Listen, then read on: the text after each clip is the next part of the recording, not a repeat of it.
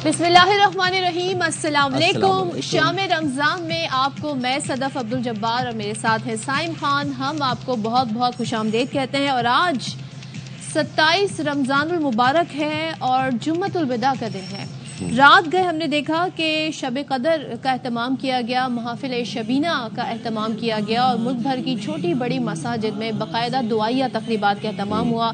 मुसलमानों ने ज़ारो कतार गिड़गिड़ा के अल्लाह के हुजूर दुआएं की और ना सिर्फ अपने गुनाहों से तौबा की बल्कि अल्लाह पाक से तमाम जो उम्मत मुसलमान है उनकी भलाई के लिए, उनकी खैर आफियत के लिए, अमन व अमान के लिए दुआएं की, जिसमें हमारे फ़लस्तीनी भाई बहन, हमारे कश्मीरी भाई बहन शामिल हैं और साथ ही मुल्क की तरक्की, खुशहाली और अमन व सलामती के लिए दुआएं की गई। अब गए घरों में भी ख़वातीन बच्चों ने रात भर शब भर दुआएं इबादत करके गुजारी। इसी तरीके से हमने देखा कि मसाजिद में भी ख़ास तौर पर कल रात को एहतमाम किया गया। ये जो रमज़ान के आखिरी 10 दिन होते हैं इसमें 5 मुमकिना ताक़रातें होती हैं जिन्हें मुसलमान तलाश करते हैं। 21वीं शब, 23वीं शब, 25वीं शब, 27वीं शब और एक मौका हमें और मिलेगा और वो है 29वीं शब का। बड़ा दिल हमारा गिरफ्ता हो जाता है जब 27वां रमज़ान आता है और हम सोचते हैं कि बस अब रमज़ान हमसे रुखसत हो रहा है। और जब रमज़ानुल मुबारक का आखिरी जुमा आता है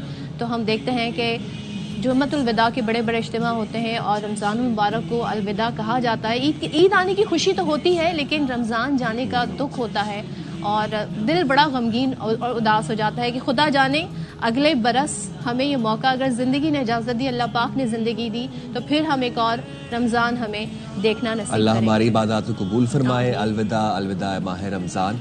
और इस महीने जितनी हमने बरकतें समेटी हैं अल्लाह उनको कबूल फरमाए और अल्लाह ताला अपनी बारगाह इलाही में हमारी तमाम जायज़ हाजात के हवाले से जितनी भी दुआएं की उनको कबूल फरमाए। जो हमारे दिलों में है, जो हम नहीं मांग सके ज़बान से, अल्लाह वो भी कबूल फरमाए और हमें माफ़ फरमाए। और इस बार हमने बड़े ज़बरदस्त मनाजिर देखे हरम से और जो तादाद, जो मनाजिर हमें देखने को मिले वो रूह परवर मनाजिर थे। और हज के बाद जो दूसरा बड़ा इज्तिमा होता है हरम में हमने देखा वो 27वीं शब को होता है। मुसलमान जौक तर जौक कोशिश करते हैं कि रमज़ान में हम उम्रा अदा कर सकें और ख़ास तौर पर जब शब कदर आती है तो वहाँ पर हम देखते हैं कि बड़े खूबसूरत मनाजिर होते हैं। और इस बार हमने मस्जिद नबी में भी बहुत ही रूह परवर मनाजिर देखे सल्लल्लाहु अलैहि वसल्लम। और साथ ही हमने ये भी देखा कि इस बार जो काफ़ी एक्सपेंशन की गई है हरम की और बहुत खूबसूरत हरम को बना दिया गया। इसी तरीके से मस्जिद नबी के अहाते को भी काफ़ी एक्सपेंड किया गया है और इसमें हमने देखा मुसलमानों की कहीं तादाद 3 करोड़ बताई जा रही है, कहीं पर 1 करोड़ बताई जा रही है। इतनी बड़ी तादाद में मुसलमान जमा हुए, उन्होंने अल्लाह के हुजूर इबादत की।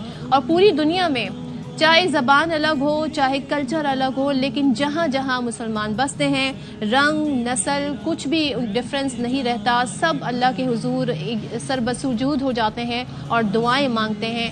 और अलविदा माह रमज़ान जब कहा जाता है तो सब चीज़ें भुला के मुसलमान यकजहती का इजहार करते हैं और अमन सलामती की दुआ करते हैं। बिल्कुल ऐसे। ये जब लब्बैक अल्लाहुम्मा लब्बैक कहा जाता है तो फिर ना रंग कोई देखता है, ना नस्ल देखी जाती है। सब एक आजिज़ाना तौर पर अल्लाह के हुजूर पेश होते हैं अपनी दुआओं को कबूल करवाने के लिए, अपने इस्तग़फ़ार को कबूल करवाने के लिए, अल्लाह का शुक्र करने के लिए। और यही मनाज़र हमने हरम में भी देखे और खाना काबा का तवाफ़ करते हुए बहुत से लोग ऐसे थे जिन्होंने पहली दफ़ा तवाफ़ ज़ियारा किया और मैंने तो बस देखा और मैंने यही दुआ मांगी कि अल्लाह ताला मुझे भी ये शर्फ बहुत जल्दी नसीब करें और मुझे बुलावा बहुत जल्दी आए और हम सबको आए। अल्लाह रब्बुल इज़्ज़त हम सबको अपने घर बुलाए। हम सबके ये दुआ है दिल से और इंशाअल्लाह ज़िंदगी रही तो नेक्स्ट रमज़ान भी आपका हमारा साथ रहेगा। अभी रमज़ान के कुछ दिन बाकी हैं, ईद भी आना बाकी है तो ज़रा प्रोग्राम को फिर उसी मुनासबत से फिर आगे बढ़ा देते हैं। तो वैसे तो तैयारियां आपकी जारी होंगी लेकिन बस ये है कि अब ज़रा काम पे आ जाते हैं। तो अच्छा जी, हम खैर जब बात कर रहे थे तो जब जिक्र हो रहा था कि इम्पोर्टेंट कुछ ऐसे हसास नौयत के वाक़यात हैं या टॉपिक ऐसे हैं जिन पे हम देखते हैं कि जी काफ़ी ज़्यादा इस वक्त फोकस भी है। तो दहशत गर्दी के खिलाफ हुकूमत का वाज़ेह और दो टोक मौक़िफ़ है। इस वक्त नेशनल एक्शन प्लान के तहत कौमी बयानिए को मजबूत करने पर इत्तेफाक हुआ है। तो वज़ीर आज़म की ज़ेर सदारत गुज़िश्ता रोज़ इजलास हुआ جس میں سول اور عسکری قیادت نے شرکت کی. چاروں صوبوں آزاد کشمیر گلگت بلتستان سے بھی نمائندے شریک ہوئے اور اس اجلاس میں فیصلہ ہوا کہ جعفر ایکسپریس حملے کرنے والوں کو بے نقاب کرنے میں کوئی کسر نہیں چھوڑی جائے گی. ٹھیک ہے, تو اسی پہ ہم بات کر لیتے ہیں. ہمارے ساتھ مشیر وزیر اعظم رانا ثناء اللہ موجود ہے. رانا ثناء اللہ صاحب, بہت شکریہ. آپ سے جاننا چاہیں گے, اتنا اہم اجلاس ہوا اور نیشنل ایکشن پلان کے بیانیے کو مضبوط کرنے پر اتفاق ہوا. تھوڑا سا ہمیں بتائیے گا کیا چیزیں طے پائی ہیں, کس طریقے سے اب آگے بڑھا جائے گا؟ دیکھیے, اس پہ کوئی نئی چیز تو طے نہیں ہوئی. وہی چیزیں ہیں جو کہ یعنی پوری دنیا جو ہے وہ جس کے اوپر متفق ہے.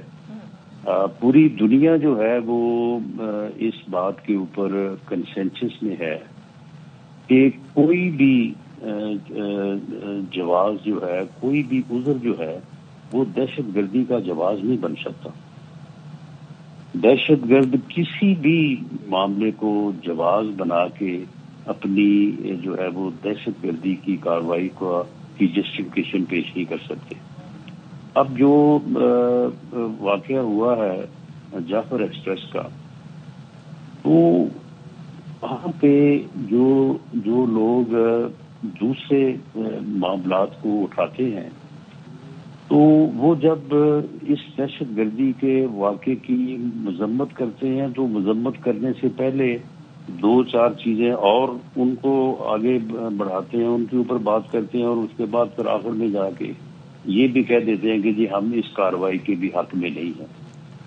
ہمیں اس کے اوپر قومی سطح پہ بھی اور مقامی سطح پہ بھی کلیئرٹی لانی ہوگی کہ اگر وہاں پہ کوئی پرابلمز ہیں تو وہ پرابلم جو ہیں ان کو بیٹھ کے بالکل ریزالو ہونا چاہیے. وہاں پہ اگر بلوچستان کسی وجہ سے ہمارے دوسرے صوبوں سے پیچھے رہ گیا ہے تو ہم سب کی ذمہ داری ہے کہ اس کو آگے لے کے آئیں. ہم سب کی ذمہ داری ہے کہ وہاں پہ اگر کوئی گورننس کے پرابلم ہے ان کو حل کیا جائے. ہم سب کی ذمہ داری ہے کہ اگر وہاں پہ تعلیم میں کوئی ہمارے نوجوان یا ہمارے بلوچی بھائی جو ہیں وہ تھوڑا پیچھے رہ گئے ہیں, ہم ان کو آگے لے کے آئیں. لیکن یہ چیزیں جو ہیں ان دہشت گردوں کی کارروائیوں کا جواز نہیں بن سکتی. یہ آرگومنٹ ان کو حاصل نہیں ہو سکتا. اس کے اوپر ہمیں بڑی کلیئرٹی لانی ہوگی اور اس چیز کو وضاحت کے ساتھ جو ہے مقامی سطح پہ بھی, نیشنل بھی اور انٹرنیشنل بھی جو ہے ہمیں یہ ثابت کرنا ہوگا, اور اس کے اوپر کسی قسم کا ابہام جو ہے وہ نہیں رکھا جا سکتا. اسی کے اوپر جو ہے وہ بات ہوئی ہے. تو یہ بات تو خیر بڑی بنیادی بات ہے, اس میں کوئی ایسا کوئی بڑی چیز تو نہیں ہے. رانا صاحب, دہشت گردوں نے سوشل میڈیا کو اہم ہتھیار بنایا ہوا ہے, تو اس کا توڑ نکالنے کے لیے کوئی اقدامات کیے جا رہے ہیں؟ دیکھیے, سوشل میڈیا پہ جو انہوں نے اس کو ہتھیار بنایا ہوا ہے, سوشل میڈیا کو ریگولیٹ کرنے کے لیے, سوشل میڈیا کو کنٹرول, یا دوسرے لفظوں میں آپ کہہ لیں کہ اس کی یعنی جو اس کی جو شارپنیس ہے اس انداز میں, تو اس کو جو ہے وہ کرب کرنے کے لیے قانون کا سہارا ہی لیا جا سکتا ہے. لا انفورسمنٹ ایجنسی جو ہے اس کو ریگولیٹ کر سکتی ہیں. اب جب وہ کرتے ہیں تو اس کے اوپر بھی پھر اعتراضات آتے ہیں. جس طرح سے پی کیٹ کے متعلق آپ کے علم میں ہے کہ اس وقت ہماری ساری صحافتی تنظیمیں جو ہے وہ اس کے درپے ہیں, اور وہ یہ کہہ رہی ہیں کہ جی اس کو مس یوز کیا جائے گا اور ان لوگوں پہ کارروائی کی جائے گی جو لوگ اس میں ملوث نہیں ہیں. یعنی جو دہشت گردی کو یا ریاست کے خلاف بیانیے کو یا اپنے اداروں کے خلاف جو ہے وہ بات نہیں کرتے, لیکن اظہار رائے کی آزادی کو جو ہے وہ ایکسپریس کرتے, ان کے خلاف یہ یوز ہوگا. تو وہاں پہ بھی ایک معاملہ ہے.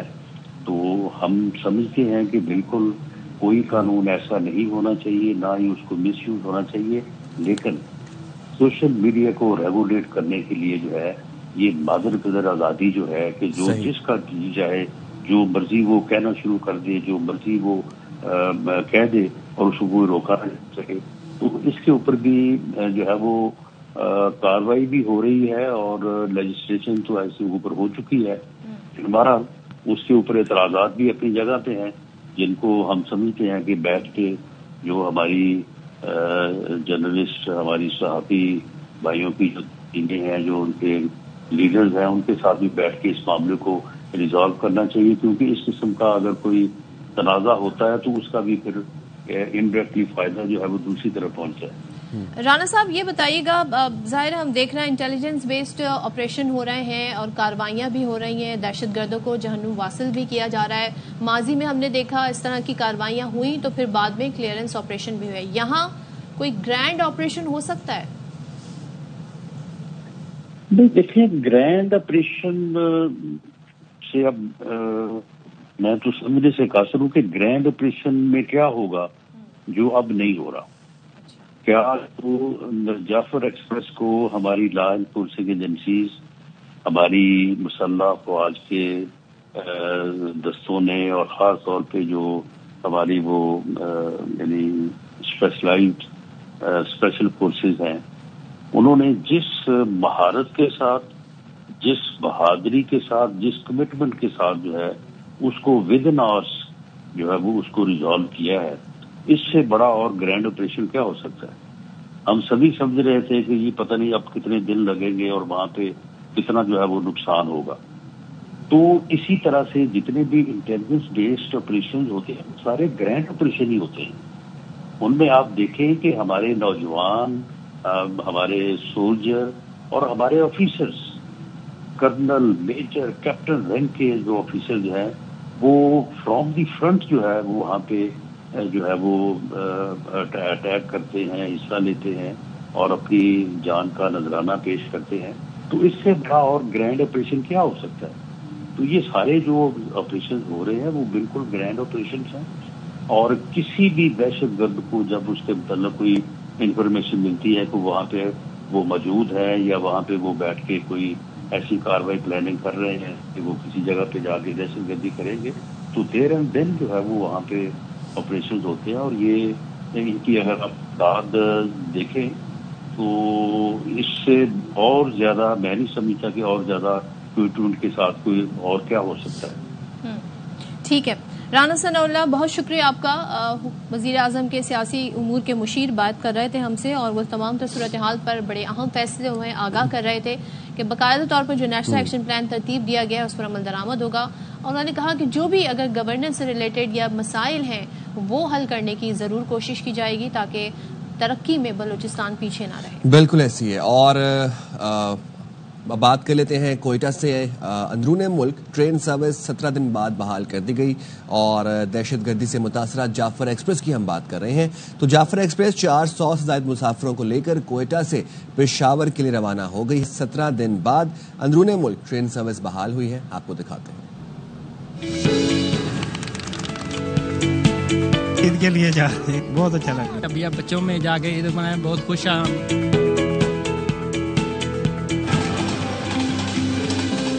कोयटा से 17 दिन बाद अंदरूने मुल्क ट्रेन सर्विस बहाल। जाफर एक्सप्रेस 400 से जायद मुसाफिरों को लेकर पेशावर रवाना। मुसाफिरों की रेलवे स्टेशन पर सख्त चेकिंग की गई। रुकने कौमी असम्बली जमाल शाह काकड़ ने मुसाफिरों को रुखसत किया। वज़ीर-ए-आज़म पाकिस्तान मियां शहबाज शरीफ साहब, वफाकी वजीर रेलवे हनीफ अब्बासी साहब का बेहद मशकूर हूँ। कराची, कोयटा, बोलान मिल पहले हफ्ते में 2 या 3 दिन हुआ करता था, अब डेली उन्होंने कर दिया। जाफर एक्सप्रेस दोबारा आज रवाना हो रही है। इससे बलूचिस्तान के आवाम को कराची, लाहौर और पेशावर तक आसानियाँ पैदा होगी। मुसाफिर ट्रेन सर्विस की बहाली पर मुतमईन नजर आए। वजीर आजम का शुक्रिया अदा किया। हम रीमियर खान में जा रहे हैं, हमें बहुत अच्छा लग रहा है। हुकूमत ने बहुत अच्छा कदम उठाया हुआ है। हमें बहुत खुशी हुई है। ट्रेन का सफर के लिए हम बहुत इंतजार कर रहे थे क्योंकि बाकी जो सफर थे महफूज भी नहीं थे और किराया वगैरह बहुत महंगा था। अपने आबाई इलाकों को रवाना होने वाले परदेसी अपनों में ईद मनाने पर खुशी से निहाल नजर आए। ईद के लिए जा रहे हैं, बहुत अच्छा लग रहा है। अभी सब घर खुशी खुशी जाएंगे। अभी अब बच्चों में जाके ईद मनाए, बहुत खुश हैं। जाफर एक्सप्रेस को 11 मार्च को दहशतगर्दों के हमले का सामना करना पड़ा था, जिसके बाद ट्रेन सर्विस मुअत्तल कर दी गई थी। چلیں جی، اب کچھ موسم کے حوالے سے بات کر لیتے ہیں. موسم نے انگڑائی لینا شروع تو کی ہے. آج مجھے قدرے بہتر لگ رہا تھا موسم کراچی میں. آج پتہ میں کیسے یہ جج کرتا ہوں کہ موسم بہتر ہے کہ نہیں. میں جب صبح اٹھ کے اپنا ٹیپ آن کرتا ہوں نا، تو ٹیپ واٹر اگر گرم ہوتا ہے تو مجھے پتہ چل جاتا ہے کہ باہر انتہائی گرمی ہے. اگر وہ میڈیم ہو تو پھر وہ سمجھ آتی ہے کہ یار تھوڑا سا ٹھنڈا ٹھنڈا موسم ہے. لیکن آج جب میں نماز پڑھنے کے لیے گیا تھا تو موسم بس آن اینڈ آف تھا. آنکھ مچولی کھیل رہا تھا سورج، شدت نہیں تھی. یس، ایسے ہی تھا. تو اب بالائی علاقوں کی بات کر لیتے ہیں. تو خیبر پختونخوا کے مختلف علاقوں میں گرج چمک کے ساتھ تیز بارش اور یالہ باری، فصلوں کو نقصان بھی پہنچا ہے. اس یالہ باری کی وجہ سے لوور دیر میں بارش کا پانی گھروں میں داخل ہو گیا اور جنوبی وزیرستان اور ضلع مہمند میں بارش اور یالہ باری کے باعث جاتی سردی لوٹ آئی. سوات کے بھی میدانی علاقوں میں بارش اور بالائی علاقوں میں برف باری ہوئی. اب کلام، مہوڈنڈ، مینگورا میں بادل برسنے سے موسم سرد ہو گیا. کیا بات ہے. گلگت بلتستان کی بات کی جائے تو بلتستان اور مضافاتی علاقوں میں بارش اور برف باری کے بعد سردی بڑھ گئی. ضلع استور میں کئی فٹ برف پڑنے کی وجہ سے لوگ محصور ہو کر رہ گئے گھروں میں. اور اسی طرح خیبر پختونخوا میں بھی بارش ہوئی اور یالہ باری ہوئی. لوور دیر، مہمند میں فصلوں کو نقصان پہنچا، لیکن جاتی سردی جو ہے وہ لوٹ آئی ہے. اچھا جی، اب ذرا آپ نے گلگت کی بات کر ہی لی ہے تو وہاں اور مضافاتی جو علاقے ہیں، آپ کو پتہ ہے وہاں 2 دن جم کر برف پڑی ہے. اچھا جی. اور یہ سلسلہ تھمنے کے بعد موسم اب کافی حد تک کلیئر اسکائی ہمیں دکھ رہا ہے. لینڈ سلائیڈنگ سے بند ہونے والی جو کرم ہائی وے ہے اور جگلوٹ سکردو روڈ، وہ ٹریفک کے لیے بحال کر دی. تو ہمیں مزید اس پہ بتا رہے ہیں مسعود احمد، ذرا دیکھ لیتے ہیں. جی بالکل، گلگت اور اس کے مضافاتی علاقوں جو موسم ہے 2 دن لگاتار وقفے سے ہونے والی بارشوں اور برف باری کے بعد مطلب کسی حد تک صاف ہو چکا ہے اور معاملات زندگی جو ہے بحال ہونا شروع ہو گئے ہیں. اس طرح اگر بات کی جائے شاہراہوں کی تو Gilgit Baltistan disaster management authority کے مطابق جو ہے قراقرم ہائی وے گلگت تا راولپنڈی سیکشن ہر قسم کی ٹریفک کے لیے بحال کر دیا گیا ہے. جگلوٹ سکردو روڈ جو کہ 2 مقامات پر بند تھا، اس کو بھی ٹریفک کے لیے بحال کر دیا گیا ہے. ضلع استور کے لیے جو استور ویلی روڈ ہے وہ کھچک کے مقام پر برفانی تودہ گرنے کی وجہ سے بند ہے اور چند مقامات پر اور بھی بتایا جا رہا ہے کہ بند ہے.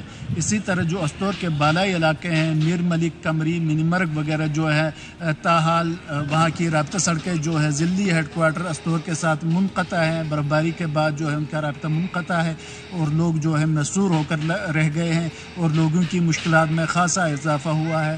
اور لوگ جو ہے انتظامیہ سے اپیل کرتے نظر آ رہے ہیں کہ فوری اقدامات کر کے ان کا جو رابطہ ہے استور کے ساتھ بحال کرایا جائے.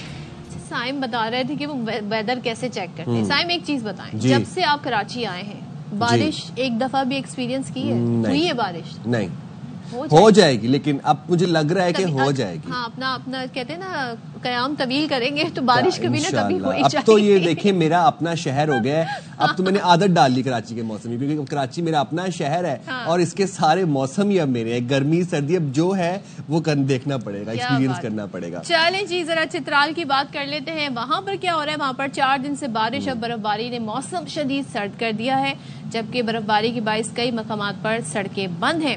اب جو ہو کیا رہا ہے، جو عید الفطر کے موقع پر اپنے گھروں کے لیے جا رہے ہیں نا، ان مسافروں کو پریشانی کا سامنا ہے. تو سید نذیر حسین شاہ کے سے جان لیتے ہیں صورتحال. نذیر بتائے گا.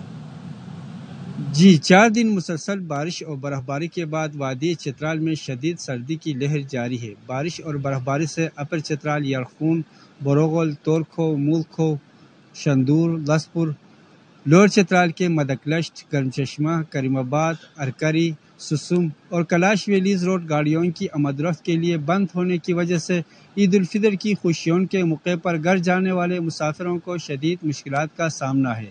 بارش اور برف باری طویل ہونے کے نتیجے میں اپر چترال کے بیشتر علاقوں، لوور چترال کے گرم چشمہ اور کلاش ویلیز میں بجلی اور کمیونیکیشن کا نظام درہم برہم ہو گیا ہے، جس سے لوگوں کی مشکلات میں اور بھی اضافہ ہو گیا ہے.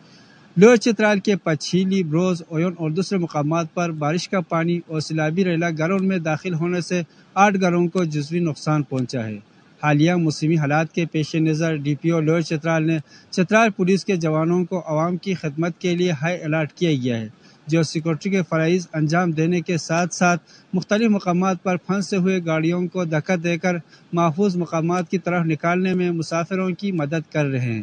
محکمہ موسمیات کے مطابق چترال کے دونوں اضلاع میں آج مطلع جزوی ابرالود اور سرد رہے گا. جی میں تو ان لوگوں کو دیکھ کے رش کرتی ہوں، کیسے موٹے کوٹ اور کپڑے پہنے. ہم نے تو بس رکھ دیے، بس ہم نے انہیں دیکھا ہی تھا سائم اور پھر ہم نے انہیں واپس رکھ دیا. تو یہ تمنا ہی حسرت ہماری وہ ویلویٹ پہننے کی، لیکن میں نے پھر بھی ویلویٹ پہنی ہے. جی پہنی ہے میں نے، وہ نظر آ جائے گا کچھ دنوں تک. کچھ دن پہلے ہم رمضان کی بات کرتے تھے، پھر رمضان کی خریداریوں کی بات کرتے تھے، مہنگائی کی بات کرتے تھے، پھر عید شاپنگ شروع ہوئی، اب رمضان جا رہے آہستہ آہستہ، اب عید آنے والی. عید مطلب آلموسٹ اراؤنڈ دا کارنر ہے. سوچیں ابھی کچھ دن پہلے ہم رمضان کا چاند دیکھ رہے تھے، اب باتیں ہو رہی ہیں عید کے چاند کی، اور لوگ یہ پوچھ رہے ہیں بتائیں جی 29 کا عید ہوگی یا 30 کی عید ہوگی. لیکن سپارکو والوں نے بتا دیا ہے کہ 31 مارچ کو عید ہو سکتی ہے. ویدر پریڈکشن کو انہوں نے دیکھتے ہوئے بتایا ہے 31 مارچ یعنی کہ پیر کا دن ہوگا. تو چھٹیاں کتنی مل جائیں گی؟ تو اگر پیر 3 چھٹیاں ہیں نا گورنمنٹ کی طرف سے، پیر، منگل، بدھ، جمعرات، جمعہ اور پھر ہفتہ اتوار. اگر جمعرات اور جمعہ آپ لوگ چھٹی کر لیں تو پھر آپ کو لانگ ویکینڈ. جمعرات جمعہ چھٹی کر لیں تو پورا 7 دن نا صحیح چھٹی بات مل ہے، سکتی پورا ہے. ہفتہ چھٹی کر لیں. اب یہ آفس میں کوئی سن نہ لے. چلے تو ہم یہ باتیں کر رہے تھے، لیکن بھائی حتمی فیصلہ ہوگا جب رویت ہلال کمیٹی کا اجلاس بیٹھے گا اور پھر وہ باقاعدہ چاند کی رویت ہوگی، اور مختلف شہروں سے، علاقوں سے جب شہادت موصول ہوگی چاند کی رویت کی، اس کے بعد پھر آفیشیل اناؤنسمنٹ ہوگا. تو لیٹس ہوپ ٹائم پہ اناؤنسمنٹ ہو جائے اور لوگوں کو پتہ چل جائے بھی 29 کی عید ہے یا 30 کی ہے. ہاں بٹ یہ ہے کہ اینڈ تک جو ہے وہ لوگوں کی تیاریاں چل رہی ہوتی ہیں، اور آخری وہ جو چاند رات کی شاپنگ ہوتی ہے نا، چاند رات کی وہ جو ایک ایکسائٹمنٹ ہوتی ہے خاص طور پہ خواتین کے اندر، وہ جو ہے وہ دیدنی ہوتی ہے. ہمیں کہتے ہیں نا ہمارا دھیان سارا ٹی وی پر ہوتا ہے، کب اناؤنس کریں گے رویت ہلال کمیٹی، کب ان کا اجلاس کب اناؤنس کرے گا، کب بتائیں گے. تو وہ بھی ایک روایت ہے. اکثر تو بہت لیٹ بھی ہوتا ہے. ایک ٹائم تھا بڑی لیٹ ہوئی تھی، مجھے یاد ہے، وہ سال یاد نہیں آ رہا، 11 بجے اناؤنس ہوا تھا اور سب سو گئے تھے، پھر کالز آئی تھی جی سو گئے تھے کہ ہم اب سحری میں اٹھیں گے، اور پھر صبح پتہ چلا جی صبح ہی ہو گئی. چلے جی اب ہم ایک شامل کر لیتے ہیں خبر، اور وہ یہ ہے کہ وزیر خزانہ محمد اورنگزیب کہتے ہیں کہ وزیر اعظم کی قیادت میں بجلی کے نرخوں میں کمی لانے کے اقدامات کیے جا رہے ہیں. اس حوالے سے وزیر اعظم کی جانب سے جلد اعلان متوقع ہے. چین میں باؤ فورم کے دوران بلومبرگ سے انٹرویو میں وزیر خزانہ نے یہ بھی کہا کہ حکومت کی توجہ معیشت کو بہتر بنانے پر مرکوز ہے. بجلی کے نرخوں میں کمی سے مینوفیکچرنگ سیکٹر کو فروغ ملے گا اور برآمدات میں اضافہ بھی ہوگا. شرح سود میں مزید کمی بھی متوقع ہے. پاکستان اس کیلنڈر سال میں پہلا چینی یون بانڈ جاری کرنے کا ارادہ رکھتا ہے، جس کی مالیت 200 سے 250 ملین ڈالر کے درمیان ہوگی. اس فنڈ کا استعمال موسمیاتی تبدیلی سے متعلق منصوبوں کے لیے کیا جائے گا. اس اقدام کا مقصد امریکہ، یورپ اور اسلامی سکوک کی روایتی منڈیوں سے ہٹ کر مالیاتی ذرائع کو متنوع بنانا ہے. یہ موضوع وقت ہے کہ پاکستان دنیا کی دوسری سب سے بڑی اور گہری کیپٹل مارکیٹ سے فائدہ اٹھائے.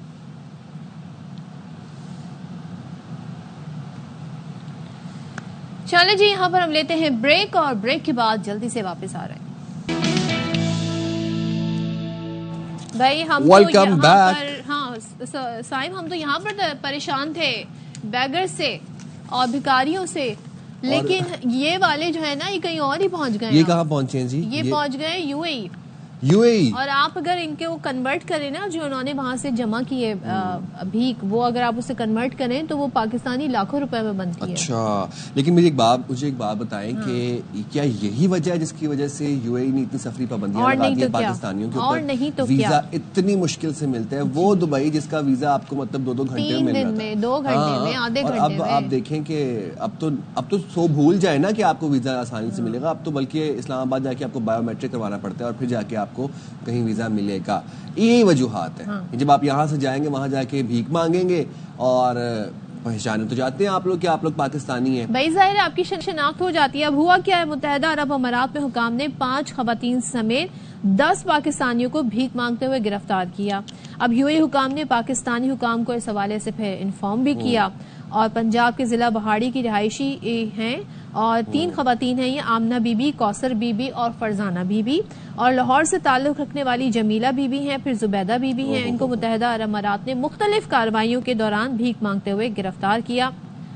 اب انہیں جیل بھیج دیا گیا. اور آپ کو پتہ ہے اب تو یہ پتہ نہیں یو اے تو پیچھے رہ گیا، اب تو یہ Korea, Tokyo, Japan, Malaysia, Singapore, پتہ نہیں کہاں کہاں پہنچ گئے ہیں. یہ ہم بہت ترقی کر رہے ہیں اس فیلڈ کے اندر. ہمیں چاہتے ہیں ہم ترقی کریں لیکن ایسے کیسے ترقی کریں. اب سنا ہے بھائی انہیں بے دخل بھی کرنے کی تیاری کی جا رہی ہے, تو یہ بھائی پاکستانیوں کے لیے بڑی بدنامی کی باعث ہے, اور اس کی وجہ سے ہمیں بڑی مشکلات ہوتی ہیں, ہم جیسے لوگوں کو مشکلات ہوتی ہیں. اور پھر ظاہر ہے اب چیک ان بیلنس یہاں سے کیوں نہیں چیکنگ ہوتی. دیکھیں اس دن آپ کریڈٹ سکور کی بات کریں نا, سوشل کریڈٹ کی, پاکستانیوں کے پاس بھی ایسی کوئی میکینزم بنائے جس پہ ہمارا بھی کریڈٹ سکور ہو, سوشل کریڈٹ چیک کو بیک گراؤنڈ چیک کرنے کے بعد ہمیں ویزے ملنے چاہیے. یہ میں سمجھتا ہوں کہ یہ ایک سوشو اکنامک اسٹیٹس چیک ہو آپ کا, آپ کس اسٹیٹس سے بلانگ کرتے ہیں, آپ کا کیا آپ کام کر رہے ہیں, کیا بینک اسٹیٹمنٹ ہے, یہ سب چیزیں چیک ہونی چاہیے میرے خیال سے. اور بلکہ میں حیران ہی ہو رہا تھا کہ اس میں ایک ویڈیو دیکھی, وہ تھائی لینڈ کے اندر نا کوئی مانگ رہا تھا. میں نے کہا اپروچ بڑی ہے, گولز بڑے ہیں, لیکن تھائی لینڈ میں اس کو بھیک نہیں ملے گی.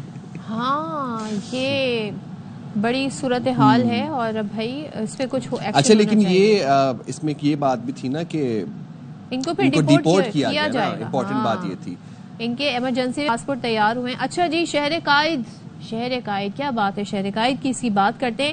خوبصورت بنانے کے لیے پہلے ذرا میں یقین کر لوں, شہر قائد کو خوبصورت بنانے کے لیے اور شاہراہوں کی بحالی, صفائی, تجاوزات کا خاتمہ, ترقیاتی منصوبوں کی رفتار تیز کرنے کے لیے سندھ حکومت نے اہم قدم اٹھا لیا ہے. اور قدم یہ اٹھایا ہے کہ میئر کراچی کی سربراہی میں خصوصی ٹاسک فورس قائم کی گئی ہے, جس میں کمشنر کراچی سمیت دیگر اعلیٰ حکام شریک ہوں گے. کیا یہ ٹاسک فورس اسی طرح کی ٹاسک فورس ہوگی جنہوں نے رمضان کے اندر مرغی کے گوشت کے ریٹس کم کروائے تھے؟ بھائی اب کمشنر کراچی اس میں ہیں تو لیٹ سی کیا ہوتا ہے. اب ہوگا کیا بھی, اہم شاہراہوں کی تزئین و آرائش کی جائے گی, غیر قانونی پارکنگ کا خاتمہ اور سیویج کے مسائل حل کرنے کی نگرانی. چلے جی, ہم جاتے ہیں فیصل آباد جہاں پر وزیر مملکت طلال چودھری اس وقت بات کر رہے ہیں. جو فینس ہے اس کا کام 92% مکمل ہو چکا ہے. 1400 کے قریب کے چوکیاں 1400 چوکیاں قائم ہیں جس پر پاک فوج اور سیکورٹی فورسز کے اہلکار موجود ہیں. بارڈر جو ہوتا ہے اس کی حفاظت کی ذمہ داری 2 ملکوں کی ہوتی ہے. جس کو بارڈر لگتا ہے دونوں سائڈ کے ملک اس کی حفاظت کرتے ہیں, دونوں سائڈ کے ملک اپنی ذمہ داری پوری کرتے ہیں. اور اگر ایک ملک کرے اور دوسرا نہ کرے تو پھر 2600 کلومیٹر کے اس بارڈر پر اس کی حفاظت اور ذمہ داری پوری کرنی جو ہے وہ بہت مشکل ہو جاتی. پاکستان کے پاس تو ریسورسز اتنے نہیں ہیں جتنے امریکہ کے پاس ہیں. جو امریکہ کا بارڈر میکسیکو کے ساتھ ہے وہاں بھی امریکنز آج کے دن تک اس کو محفوظ بنانے کے لیے پوری کوشش کرتے ہیں لیکن نہیں بنا سکتے. بات بارڈر کی فینس کی نہیں ہے, فینس موجود ہے, چوکیاں موجود ہیں, مگر کے پی کے سی ایم کا یہ کہنا کہ یہ دہشت گردی وہاں سے لوگ آ جاتے ہیں, وہاں سے لوگ آئے نہیں ہیں. وہاں سے ریڈ کارپٹ بچھا کر اور بارڈر کھول کے بانی پی ٹی آئی نے 4000 دہشت گردوں کو بسایا ہے کے پی میں اور پاکستان میں. بارڈر فینس نہ ہونے کی وجہ سے دہشت گردی نہیں ہے. اپنا گریبان جھانکے, C T D counter terrorism department کمزور ہونے کی وجہ سے کے پی میں دہشت گردی ہوتی ہے. اپنی ذمہ داری پوری کرنے سے بچنا, کوئی بہانہ بنانا, روزانہ کی بنیاد پر دہشت گردی کی جنگ میں کوئی تکڑا بیان یا ریزالو شو کرنے کی بجائے, اپنی فورسز کے ساتھ کھڑا ہونے کی بجائے کوئی بہانہ یا کوئی ایسا بیانیہ پیش کرنا کہ جس سے دہشت گردوں کی حوصلہ افزائی ہو. کس دہشت گردوں سے ہماری لڑائی ہے؟ ہماری جنگ کس سے ہے؟ ہماری جنگ ان لوگوں سے ہے جن سے نہ مسجدیں محفوظ ہیں نہ نمازی, جنہوں نے نہ رمضان شریف کا کوئی احترام کیا ہے, نہ نہتے عورتوں اور بچوں کا کوئی احترام کرتے ہیں, جن سے نہ کوئی بازار محفوظ ہے نہ کوئی مدرسہ اور درسگاہ محفوظ ہے. یہ کون سا جہاد ہے کہ رمضان شریف ہو, نمازی نماز پڑھ رہے ہوں اور حملہ آور ہونے والے کہیں کہ وہ جہاد کر رہے ہیں؟ یہ جہاد نہیں, یہ دہشت گردی ہے. قرآن پاک میں ये हुक्म है कि इस तरह के ख्वारिज और फसादियों को कला कमा करना है। ये जंग पाकिस्तान की जंग है। ये उन लोगों के साथ जंग है जो इतने बेरहम हैं कि ना निहत्ते औरतें और बच्चों को छोड़ते हैं और ना वो रमजान और मस्जिद का कोई ख्याल करते हैं। और ये दहशतगर्दी की जंग हम सब ने मिलकर लड़नी है। और जो ये कहते हैं कि ये सिर्फ फौज का या सिक्योरिटी फोर्सेस का फर्ज है, भी फौज और सिक्योरिटी फोर्सेस तो अपना फर्ज निभा रही हैं। मुझे ये बताइए 4000 वो जेट ब्लैक दहशतगर्द किसने लाकर बसाए? वो क्या फेंस तोड़कर आए थे? वो तो आपने रेड कारपेट बिछा के और बॉर्डर के दरवाजे खोलकर लेकर आए थे। और ये बताएं कि सीटीडी कहां है? बॉर्डर पर फेंस तो है, बॉर्डर पर सिक्योरिटी फोर्सेस हैं, बॉर्डर पर चौकियां हैं। आपकी ये दहशतगर्दी से लड़ने वाला अदारा सीटीडी कहां है? कितना फाल है? कितना फंड देते हैं? कितनी आप जो केपी की पुलिस है वो रोजाना जाने दे रही है? ना उनको आप बजट फराहम करते हैं, ना उनके साथ खड़े होते हैं, ना उनकी ट्रेनिंग करवाते हैं, ना उनको आप असला और बाकी चीजें लेकर देते हैं। और उसके बाद ये जो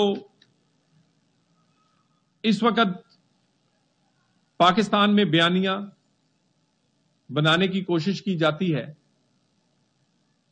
कि इसमें हसास अदारों की नाकामी है, बॉर्डर सही तरह हमारे कंट्रोल में नहीं है।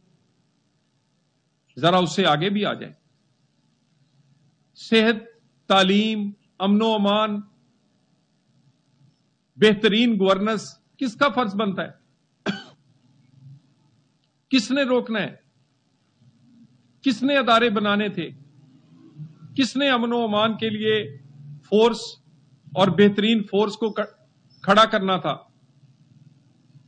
किसने वो जो खुदकुश करने वाले हैं, धमाका जो दहशतगर्दी करने वाले हैं, वो कहां से सहूलतकारी लेते हैं? हमारे इलाकों से, सूबों में, इन्हीं शहरों से कहां रहते हैं? किस तरह वो फंडिंग इकट्ठी करते हैं? कौन उनकी जहन साजी करता है? कौन उनको असला और बारूद फराहम करता है?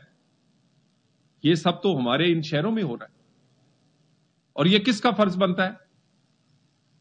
सूबाई हुकूमतों का। जिस सूबाई हुकूमतों ने ये अपना फर्ज निभाया है, वहां दहशतगर्दी क्यों कम है?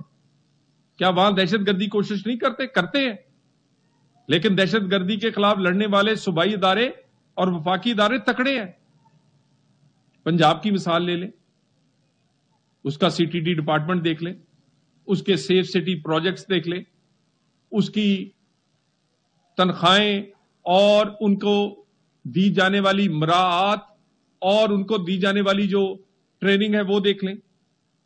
और यही सब कुछ आप इसका कंपैरिजन केपी से कर लें। सीटीडी डिपार्टमेंट या तो ज्यादातर जिलों में है ही नहीं, अगर कहीं है तो लूला लंगड़ा बेचारे बेजादो मददगार है। इसी तरह जो वजीर आला है वो हर रोज या कोई बहाना बनाता है या किसी को ताना देता है।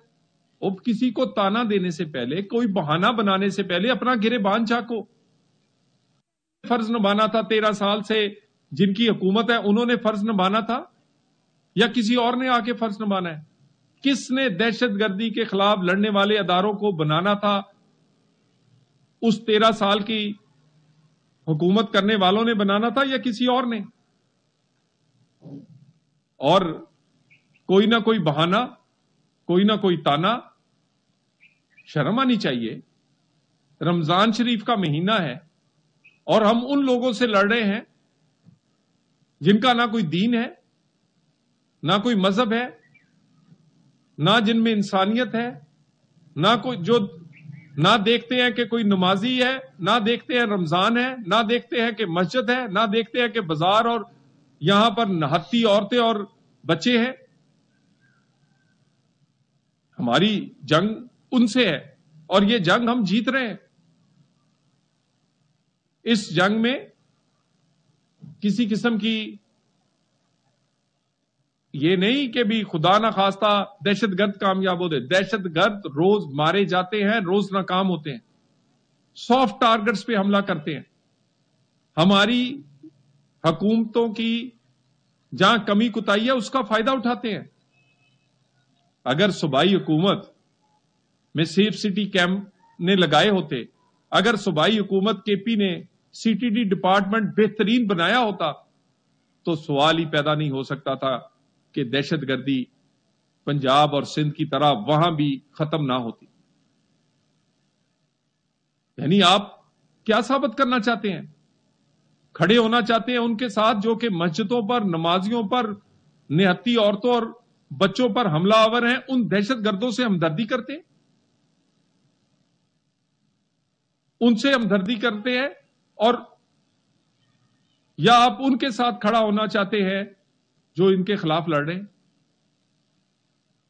اگر آپ میں حوصلہ اور ہمت نہیں ہے, اگر سوچ لیا ہے پی ٹی آئی نے کہ وہ دہشت گردوں کے خلاف نہیں لڑے گی, جو کہ وہ پچھلے 10 سے 12 سال سے نہیں لڑ رہی. میں دوبارہ کہہ دوں, 2015 سے لے کر 25 تک 10 سال میں پی ٹی آئی پر کبھی دہشت گردوں نے نہ کسی رہنما پہ حملہ کیا ہے, نہ کسی عہدیدار پہ حملہ کیا ہے, نہ ان کو کبھی کچھ کہا ہے. ہر جماعت جو کے پی یا پاکستان میں ہے, وہ جمعیت علماء اسلام ہے, وہ اے این پی ہے, وہ پیپلز پارٹی ہے, وہ پی ایم ایل این ہے, یا کوئی بھی سیکورٹی فورسز انہوں نے کسی رنگ کی بھی وردی پہنی ہے, سب کے سب نشانے پر ہے دہشت گردی کے. اگر کوئی ایک نہیں ہے تو وہ پی ٹی آئی اور اس کی جماعت کے لوگ نہیں ہیں. کیوں؟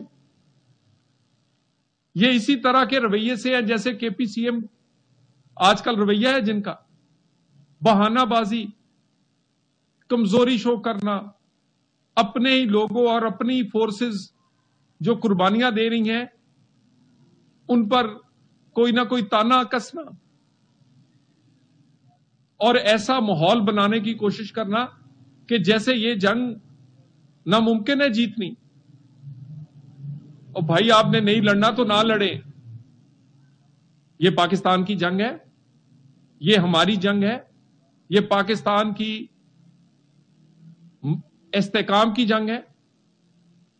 جب بھی پاکستان میں معیشت بہتر ہوتی ہے, پاکستان میں فورن انویسٹمنٹ آنے لگتی ہے, پاکستان میں اس کی اسٹاک ایکسچینج اور اس کا روپیہ تکڑا ہوتا ہے, دہشت گردی بڑھ جاتی ہے.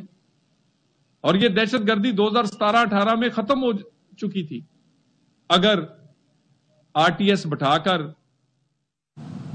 یہاں پر ہم لے رہے ہیں بریک, اور بریک کے بعد واپس آتے ہیں. Welcome back once again. اور رمضانوں میں تو ہم نے بڑی کوشش کی کہ اپنی طور سے ہم خود بھی انفارمیشن حاصل کریں, آپ تک بھی انفارمیشن پہنچائیں, اسپیشلی شوگر پیشنٹ کے حوالے سے.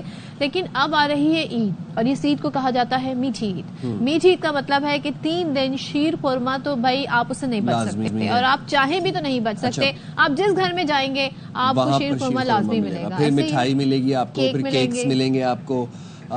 کیک سے مجھے کچھ یاد آتا, لیکن چلیں کوئی بات نہیں, اب رمضان ختم ہو. یس, ہاں, تو اس کے بعد پھر کسٹرڈز ملیں گے آپ کو, مختلف اقسام کے آپ کو میٹھے ملیں گے. اور اس میٹھے سے کیا ہوگا کہ جو آلریڈی ذیابطیز کے مریض لوگ ہیں ان کی شوگر میں اضافہ بھی ہو سکتا ہے, شوگر کے مسائل آ سکتے ہیں, شوگر اپ اینڈ ڈاؤن, وہ والے مسائل آئیں گے. تو جی ہمارے ساتھ موجود ہیں آج گفتگو کے لیے اسٹوڈیو میں ڈاکٹر سر محمد حسن صاحب. Thank you very much doctor صاحب for joining us in the program. Sir, ذرا سی بے احتیاطی جو ہے وہ شوگر پیشنٹس کو پریشان کر سکتی. سوال آپ سے یہ ہے کہ ذیابطیز کے مریضوں کو رمضان تو ختم ہونے والا, رمضان میں اور رمضان کے بعد جس طرح عید آنے والی ہے, کیا کون سی وہ احتیاطی تدابیر ہیں جو اپنانی چاہیے ٹو کنٹرول دیئر شوگر؟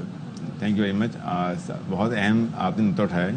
سب سے اہم بات یہ, رمضان کے مہینے میں ڈائبٹیز کے پیشنٹ کو وہ بہت سی احتیاط کے لیے ہم مشورہ دیتے ہیں, اور یہ سلسلہ رمضان سے پہلے شروع ہو جاتا ہے. رمضان کے دوران ہم ان کو مختلف غذائی چیزوں کی تربیت اور ان کی معلومات فراہم کرتے ہیں کہ انہوں نے یہ کھانا ہے یہ نہیں کھانا ہے. لیکن رمضان کے دوران تو وہ اپنا احتیاط کر لیتے ہیں. اس کی وجہ یہ ہے کہ رمضان کا ایک بہت بڑا بینیفٹ یہ ہے کہ آپ نے افطار کے بعد سحری تک تو کچھ نہ کچھ کھانا ہے, لیکن سحری کے بعد آپ افطار تک خالی پیٹ ہیں. تو یہ ایک ایکسٹرا بینیفٹ ہے ان لوگوں کے لیے جو اپنی شوگر کنٹرول کر سکتے ہیں, جن کی دوائیاں ترتیب دی جا چکی ہیں, جن کو شوگر کنٹرول کرنے میں آسانی پیش آ رہی ہے. لیکن رمضان کے فوراً بعد ہمارا روٹین چینج ہو جاتا ہے, اور روٹین چینج ہوتے ہی کیا ہوتا ہے کہ سب سے پہلے ہم عید سے آغاز کرتے ہیں. یہ ایک فیسٹیول ہے اور ہمارا بہت بڑا تہوار ہے, لیکن انفارچونیٹلی کچھ ہماری غذائی چوائس ایسی ہے کہ ہماری جو کھانے پینے کا جو مزاج ایسا ہے. ارے ہمارے جو کچھ میزبان ہوسٹ ہوتے ہیں وہ آپ کا باؤل ختم نہیں ہوتا, وہ اس میں اور شیر خورما ڈال دیتے ہیں, تھوڑا سا کھا لیں, آج عید کا دن, ایک چمچ سے کچھ نہیں ہوگا. ایٹنگ ہیبٹ جو ہیں اس کا بیسیکلی اس کے اوپر بہت زیادہ مدار ہے, اور جو ہمارے یہاں چیزیں سرو ہوتی ہیں وہ بہت زیادہ سارا کاربوہائیڈریٹ ہے. تو جب تک ہم اس شوگر سے ڈیل نہیں کر سکتے اس وقت تک ہم ڈائبٹیز کنٹرول نہیں کر پاتے. پروٹین سرو کیا کریں, پروٹین سرو کریں. دیکھیں میٹھا پھل بھی ہوتا ہے, تو ہم پھلوں کی طرف نہیں جاتے ہیں. ہمارے جو مین میڈ جو مٹھائی ہے وہ جو ہمارا شوگر سے بنی ہوئی ساری چیزیں ہیں ہم اسی پہ انحصار کرتے ہیں. لیکن آپ نے دیکھا ہوگا کہ ہمارے کھانے میں کبھی پھل سرو نہیں ہوتا. تو یہ چیزیں بہت اہم ہیں کہ ہم, جبکہ پھل میں فائبر بھی ہے, پھل میں فائبر ہے, منرلز ہیں, وائٹامنز ہیں, اور جو شوگر ہے وہ جو ڈائبٹیز میں نقصان دہ نہیں ہوتی. اچھا ڈاکٹر صاحب آپ نے خود مینشن کیا اب ہمارا ایک دم سے روٹین چینج ہو جائے گا. شوگر پیشنٹ کے علاوہ جنرلی آئی ایم اسپیکنگ, کیا کرنا چاہیے اپنے اس روٹین کو, اس کو کنٹینیوٹی میں کیسے لائیں یا اس کو ایک پیٹرن پہ کیسے لے کر آئیں؟ یہ ایک بہت مشکل سوال ہے, اس لیے کہ ہر ایک کا اپنا روٹین ہے, ہر ایک کی اپنی جاب اسپیسیفکیشن ہے, اور ظاہر بات ہے اسی لحاظ سے ہمیں اپنا روٹین سیٹ کرنا ہوتا ہے. رمضان میں ہم تھوڑا سلو ہو جاتے ہیں, لیکن جیسے ہی رمضان ختم ہوتا ہے ہم کھانے پینے کی طرف جاتے ہیں. پھر ہماری روٹین جو ہے وہ رات سے دن کی طرف آ جاتی ہے. تو ظاہر بات ہے اس میں بہت ساری چیزیں ایسی ہیں جیسے ہم اپنی ایکسرسائز میں اضافہ کر سکتے ہیں. رمضان میں ہم ایکسرسائز نہیں کرتے ہیں, رمضان میں ہم آرام زیادہ کر رہے ہوتے ہیں, یا میں نے تو کیا اس بار خوب ورک آؤٹ, بہت اچھا کیا. لیکن یہ ہے کہ وہ روٹین بہرحال چینج ہو جاتا ہے, کچھ لوگ نہیں کر پاتے ہیں, لیکن رمضان کے بعد کرنے میں آسانی ہوتی ہے. اور دوسری بات یہ ہے کہ اپنا انٹیک ایسا رکھیں, خوراک کا انٹیک ایسا رکھیں جس میں وہ کاربوہائیڈریٹ کی طرف کم جائیں, پروٹین کی طرف زیادہ جائیں, فروٹس اور ویجیٹیبلس کا استعمال زیادہ کریں, تاکہ وہ جو ایک ڈسپلن سیٹ ہوا تھا رمضان میں اکثر لوگوں کی لائف میں وہ برقرار رہ سکے. اور کاربوہائیڈریٹس جو ہے ہمارے یہاں جو روٹی بنتی ہے جسے ہم چکی کی آٹے کی روٹی کہتے ہیں, کاربوہائیڈریٹ کی مختلف اقسام ہوتی ہیں. مثلاً فائن آٹا مت لیں, رفیج زیادہ لیں, جیسے جو کا دلیا ہوتا ہے, گندم کا دلیا ہوتا ہے, ہول ویٹ ہے, بارلے ہے, یہ زیادہ اچھا ہوتا ہے. اچھا یہ جو آپ احتیاط بتا رہے ہیں یہ ہر سٹیج کے ڈائبٹک پیشنٹس کے لیے جو یہ ہم وقت ہے 24/7 ہے. مطلب یہ وہ احتیاط تدابیر ہیں جس پہ عمل کر کے آپ شوگر, اپنا ویٹ, اپنی کولیسٹرول, اپنا بلڈ پریشر مینٹین کر سکتے ہیں. سالٹ انٹیک کم کریں, سالٹ انٹیک کم کریں. اسی طرح سے جس میڈیم میں کھانا بنتا ہے آئل ہے, گھی کی طرف مت جائیں, باسمتی گھی کو اوائڈ کریں خاص طور سے, یہ بہت ضروری ہے. اور فروٹ کے بارے میں بتائیں, کچھ لوگ پریفر کرتے ہیں جوس, لائک کوئی بھی فروٹس ہیں ان کو مکس کر کے جوس. لوگوں میں ایک غلط خیال یہ ہے کہ اگر ہم پھل نہیں کھاتے تو ہم پھلوں فریش جوس پی لیں. اس میں بہت فرق ہے. کیا فرق ہے؟ جوس میں اس کا صرف عرق آئے گا, اس کی شوگر آ جاتی ہے, شوگر آئے گی, لیکن جوس میں فائبر نہیں ہوتا, بہت سے منرلز نہیں ہوتے ہیں. تو اس لیے جوس جو ہے is not an alternative of fruit. تو پھل آپ کھائیں ایز اے ہول, را کھائیں, تاکہ اس کی جو بینیفٹس ہیں خاص طور سے فائبرس اور بہت سے منرلز اور وائٹامنز آپ کو ملیں. اچھا جو کچھ لوگ جس طرح ایپل ہے فار انسٹنس, اس کو بھی پیل آف کر کے کھاتے ہیں, تو وہ ہاؤ لائک پھلوں کا پھل بہت اچھا صاف ہونا چاہیے. پھلوں کا چھلکے میں فائبر ہوتا ہے, سیلولوز ہوتا ہے, جو کہ آپ کے ڈائجیشن میں بہت مدد دیتا ہے. تو میرے خیال سے پھلوں کو آپ ایز اے ہول کھائیں.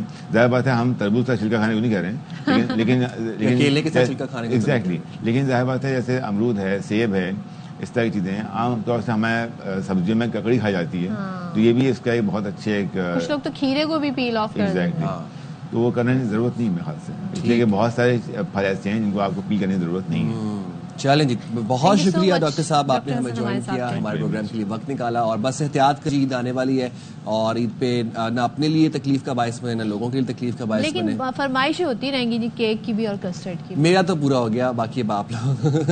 چلیں جاتے ہیں ایک بریک پہ, آپ نے کہیں جانا, will be right back after short break. अस्सलाम वालेकुम। शाम रमज़ान में एक दफ़ा फिर से आपको कहते हैं खुश आमदीद। मैं हूं साइम खान, मेरे साथ मौजूद हैं सदफ अब्दुल जब्बार। और अब बस कुछ ही दिन तक मजीद हमारा और आपका साथ रहेगा 4 से 6 बजे तक। उसके बाद फिर हम अपने नॉर्मल टाइमिंग में आ जाएंगे सुबह 9 से 11 बजे तक। और इसके अलावा रिक्वेस्ट आपसे ये है कि आप लोग प्लीज़ अपना फीडबैक लाजमी दिया करें हमारे हर प्रोग्राम के ऊपर, ताकि हम अपना नेक्स्ट प्रोग्राम आपके फीडबैक के अकॉर्डिंग डिज़ाइन कर सकें। इस घंटे में और पिछले घंटे में भी हम कोशिश करते हैं कि आप तक दिन की अहम खबरें और अहम मालूमात आप तक कन्वे करें, आपके साथ शेयर करें इन्फॉर्मेशन, चाहे वो सोशल इश्यूज़ के बारे में हो, चाहे वो इकोनॉमिक इश्यूज़ के बारे में हो, चाहे पॉलिटिकल इश्यूज़ हो, चाहे फिर फूड एंड अदर स्टफ हो। बिल्कुल। और ख़ास तौर पे आज बड़ी एक ऐसी खबर आई, ख़ास तौर पे हम बात करें म्यांमार की, वहाँ पर 7.7 शिद्दत का ज़लज़ला आया, जिससे हम देख रहे हैं कि जो आसपास कंट्रीज़ हैं वो भी मुतासिर हुई हैं। थाईलैंड भी बताया जा रहा है, इसके अलावा भारत, बांग्लादेश, चीन में भी ये झटके महसूस किए गए और डेथ टोल भी हमारे सामने आए। तो दुआ गो है कि भाई वहाँ पर खैरियत से चीज़ें रहें और लोगों की ज़िंदगी महफूज रहे। उसके बाद आफ्टर शॉक्स का सिलसिला जारी रहा और उसका भी जो रेक्टर स्केल पर जिसकी शिद्दत इंटेंसिटी बताई जा रही है वो 6.4। बिल्कुल। और वो एक वीडियो काफ़ी वायरल हुई सोशल मीडिया के ऊपर, जिसमें बिल्डिंग प्रॉपर आप डिमोलिश होते हुए देख सकते हैं, कोलैप्स करते देख सकते हैं। और चलें जी, अब मुल्क की बात कर लेते हैं। इस्लामाबाद से कहा हम अपडेट शामिल कर लेते हैं। इस्लामाबाद में तेज़ रफ्तार डंपर 5 गाड़ियों को टक्कर मारी और उसके बाद 3 अफराद जाँ बहक हुए। इस वाक़े में जुल्करनैन हैदर हमारे साथ मौजूद हैं। जुल्करनैन हैदर बताएगा। जी बिल्कुल, ये हादसा जो है वो थाना सब्जी मंडी का इलाका है और IGP रोड है, वहाँ पर ये बेसिकली हादसा आया है, जहाँ पर डंपर ने 5 गाड़ियों को टक्कर मारी है और टक्कर लगने के बाद जो है गाड़ियाँ उलट गई और कुछ अफराद जो है वो नीचे दब गए। और पहले जो 3 अफराद थे, लेकिन अब जो है 4 अफराद के जान बहक होने की तस्दीक जो है वो की जा चुकी है। इस्लामाबाद पुलिस की जानब से वाज़ेह बता दिया गया है कि 4 अफराद जान बहक हो चुके हैं, 3 जख्मी हैं। जो जख्मी हैं उनका इस वक्त पेंड अस्पताल में इलाज किया जा रहा है, जबकि जो डेड बॉडीज हैं उनको भी पेंड अस्पताल मुंतकिल कर दिया गया। ठीक है, बहुत शुक्रिया जुल्करनैन हैदर अपडेट करने के लिए। चलिए जी, इससे पहले हम जिक्र कर रहे थे कराची शहर को खूबसूरत बनाने के लिए टास्क दे दिया गया है। अब जनाब होगा क्या? शाहराहों की सफाई होगी, तजावुजात का खात्मा होगा, तरक्याती मंसूबों को तेज करना है। तो सिंध हुकूमत ने मेयर कराची की सरबराही में खुसूसी टास्क फोर्स कायम की है, जिसमें कमिश्नर कराची समेत दीगर आला हुकाम होंगे। और क्या होगा? शाहराहों की तज़ीन और आराइश होगी, गैर कानूनी पार्किंग का खात्मा होगा, सीवेज के मसाइल हल होंगे। इतना कुछ होना है। अच्छा, ये सब कुछ एक टास्क फोर्स के अंडर होगा? अब इसमें कितने लोग हैं, इनकी टीम क्या है, कहाँ पे कुछ हमारे पास सामने ये डिटेल आई है कि शाहरा फैसल, शाहरा कायदीन, शेर शाह सूरी रोड, अब्दुल्ला हारून रोड और आई चंद्रीगढ़ रोड जैसे अहम मकामात पर तरक्याती काम तेज किए जाए। अच्छा, ठीक है, चलें जी, इस हवाले से मजीद जान लेते हैं। हमारे साथ मौजूद हैं तर्जुमान सिंध हुकूमत सादिया जावेद साहिबा। सादिया साहिबा, बहुत शुक्रिया, आपने हमारे प्रोग्राम के लिए वक्त निकाला। सादिया साहिबा, जरा ये कंफ्यूजन है, हमें ये क्लियर कीजिएगा कि जो टास्क फोर्स है ये इतने ज्यादा मामलात कैसे देखेगी, या फिर इस टास्क फोर्स में मजीद सब ग्रुप्स बनाए जाएंगे? किस तरीके से ये सारा प्रोसेस अमल होगा, जरा बताइएगा। जी बिस्मिल्लाहिर्रहमानिर्रहीम, थैंक यू वेरी मच। पहले तो आप सबको आपके चैनल के तवज्जुह से पूरी दुनिया में जहाँ भी मुसलमान हैं उनको जुमतुल विदा मुबारक हो। ये टास्क फोर्स बनाई गई है under the leadership of mayor Karachi Murtaza Wahab साहब। इसमें डिफरेंट लोगों को, डिफरेंट डिपार्टमेंट के उनको शामिल किया गया है। कल ये हम क्योंकि आप भी जानते हैं, मैं भी जानती हूँ कि कराची का 37% एरिया जो है अंडर मेयर आता है, बाकी टाउन्स हैं, कुछ DHAs और कंटोनमेंट के अंडर आता है, इसीलिए उनको भी इनका हिस्सा बनाया गया है। तमाम टाउन्स के MCs को इसका हिस्सा बनाया गया है टास्क फोर्स का, ताकि वो अपने टाउन के बारे में बता सकें और वहाँ काम करा सकें। इसी तरह कंटोनमेंट बोर्ड से लोग लिए गए हैं, IGP साहब को लिया, एडिशनल IG सिंध को लिया गया है। اس طرح لوکل گورنمنٹ سے لوگوں کو لیا گیا ہے, PND سے لوگوں کو لیا گیا ہے, تاکہ جو جس ڈپارٹمنٹ کا کام جس علاقے میں چل رہا ہے وہ اس کو لک آفٹر کرے اور سپیڈ اپ کرے. اچھا سعدیہ ایک چیز بتائیں, کیونکہ یہاں پہ بہت ساری چیزیں مینشن کی گئی ہیں, تجاوزات کا خاتمہ, سڑکوں کی صفائی, تزئین و آرائش, پھر غیر قانونی پارکنگ, سیویج کے مسائل بھی. یہ جو غیر قانونی پارکنگ کا معاملہ ہے, پچھلے دنوں مجھے یاد ہے شرجیل انعام میمن صاحب نے کہا تھا کہ جی رمضان میں آپ کو کہیں بھی غیر قانونی پارکنگ نہیں ملے گی اور ڈبل پارکنگ کا ٹوٹلی خاتمہ ہو جائے گا, چارج پارکنگ ہوگی. اور اس کے علاوہ انہوں نے کہا تھی کہ یہ کام ہو جائے گا. لیکن جب رمضان شروع ہوا, 15 دن گزر گئے, جب دوبارہ ان سے بات ہوئی تو پتہ چلا جی کہ میئر کراچی کچھ اور اس پہ بتا رہے تھے کہ معاہدہ ہوا ہے پہلے سے اور اسٹے آرڈر بھی لیا ہوا ہے. تو آپ لوگ کیسے کر سکیں گے یہ کام؟ دیکھیں, جو شرجیل صاحب نے بات کی تھی وہ اسی پیرائے میں تھی کہ میئر کراچی نے اعلان کیا تھا کہ کراچی کو پارکنگ فری کر دیا جائے گا. کراچی میں کہیں بھی کوئی پارکنگ کے جائیں گے تو وہ جو ہے وہ چارج نہیں ہوگی. لیکن ظاہر سی بات ہے کہ کیونکہ کانٹریکٹ ہوئے ہوئے ہیں اور لوگوں نے پیمنٹس کی ہوئی ہیں اور وہ ایکسپائر ہوں گی جون میں. جب وہ ایکسپائر ہوں گی اس کے بعد نئے ٹینڈر نہیں کیے جائیں گے فار چارج پارکنگ. اور جہاں تک آپ بات کر رہی ہیں کہ رمضان میں لوگوں کو تکلیف ہوئی یا پریشانی ہوئی, بالکل ہوئی ہے, لیکن اس کے خلاف مسلسل کارروائی بھی چلتی رہی ہے, انکروچمنٹ بھی ہوتا رہا ہے, اور یہ جو پارکنگ والا مسئلہ تھا اس کے خلاف ٹریفک پولیس کارروائی بھی کرتی رہی ہے. تو مجھے لگتا ہے اس دفعہ کراچی میں اس طرح ٹریفک پارکنگ کی وجہ سے رش کا ایشو نہیں آیا ہے جیسے پچھلے سالوں میں آتا رہا. اچھا سعدیہ صاحبہ یہ بھی بتائے گا کہ اب اعلانات اور فیصلوں کی تو طویل فہرست ہے, عمل درآمد کے لیے کیا پلاننگ ہے؟ کراچی کے شہری کب تک یہ جو عمل درآمد ہے وہ دیکھ پائیں گے؟ میں نے صبح میئر صاحب سے میری بات ہوئی تھی جب آپ کے وہاں سے مجھے پروڈیوسر صاحب کا فون آیا تھا, تو انہوں نے کہا کہ جی اس کی ریگولر میٹنگز ہوں گی, ریگولر ڈیٹ پہ جو ہے اپ ڈیٹ میں لوں گا, آن اسپاٹ کا وزٹ کروں گا ریگولر, کہ جہاں جو چیز شروع کرائی جائے, جیسے صفائی کا عمل ہے, شاہراہ فیصل, شہید ملت روڈ, شاہراہ قائدین, آئی چودھری گڑھ روڈ, یا تاکہ میں ان کو خود وزٹ کروں گا پریکٹیکلی, تاکہ مجھے پتہ چل سکے کہ کس رفتار سے کام جا رہی ہے اور کام ہو رہا ہے یا نہیں ہو رہا. تو اس کی کمپلیٹ مانیٹرنگ ہوگی, اور میئر صاحب جو ہیں وہ خود مانیٹرنگ کریں گے, کمشنر کراچی صاحب بھی آن بورڈ ہیں, وہ بھی اس کام کا ریگولر جائزہ لیں گے, ریگولر میٹنگز ہوں گی اور ریگولر وزٹس ہوں. اور ایک چیز بتائیے گا, یہ جو ریڈ لائن یونیورسٹی روڈ پہ بن رہی ہے یہ کب بنے گی؟ ہم نے ملک بھر میں پروجیکٹ دیکھے, بڑے بڑے پروجیکٹ آئے, کسی نے 11 مہینے میں کمپلیٹ کر لیے, کسی نے سال بھر میں کر لیے. یہاں پہ تو ہمیں نہیں لگتا کہ یہ پتہ نہیں کب جا کے کمپلیٹ ہوگا. دوسرے سیویج کے مسائل بہت ہیں, آئے دن سڑک پہ پانی ہوتا ہے. یونیورسٹی روڈ کی اگر میں صرف آپ کو مثال دے دوں تو اس کے لیے کیا سلوشن؟ ہاں جی, وہ جو دو ریڈ لائن میں وہ جو 2 پورشنز ہیں جو یونیورسٹی صفورہ گوٹ سے ٹوورڈز پرانی سبزی منڈی والے, اس پہ کام سپیڈ اپ کرا دیا گیا ہے, اور ہم ایکسپیکٹ کر رہے ہیں کہ وہ کام اسی سال ختم ہوگا. اچھا, ساتھ میں جی اسی سال وہ کام, ان 2 سیگمنٹس کا کام اسی سال ختم ہوگا.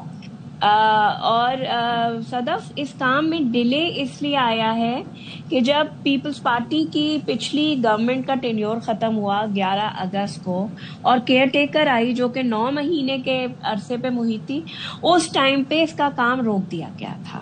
اور جو وہ 9 مہینے کا لیپس ہے کہ وہ 9 مہینے کام ہوا ہی نہیں ہے ریڈ لائن. ایک سال آپ لوگوں کو ہو گیا نا, 1 سال سے زیادہ آئے ہوئے. ہاں لیکن کام کو اسپیڈ اپ کرا دیا ہے منسٹر صاحب نے. آپ نے دیکھا ہے کہ بہت جلدی اس کو وزٹ اسی لیے کیا ہے کہ ان کو بھی اندازہ ہے کہ شہریوں کو بہت پریشانی کا سامنا ہے, کیونکہ اس روڈ پہ بہت ہیوی ٹریفک کا انفلکس ہے.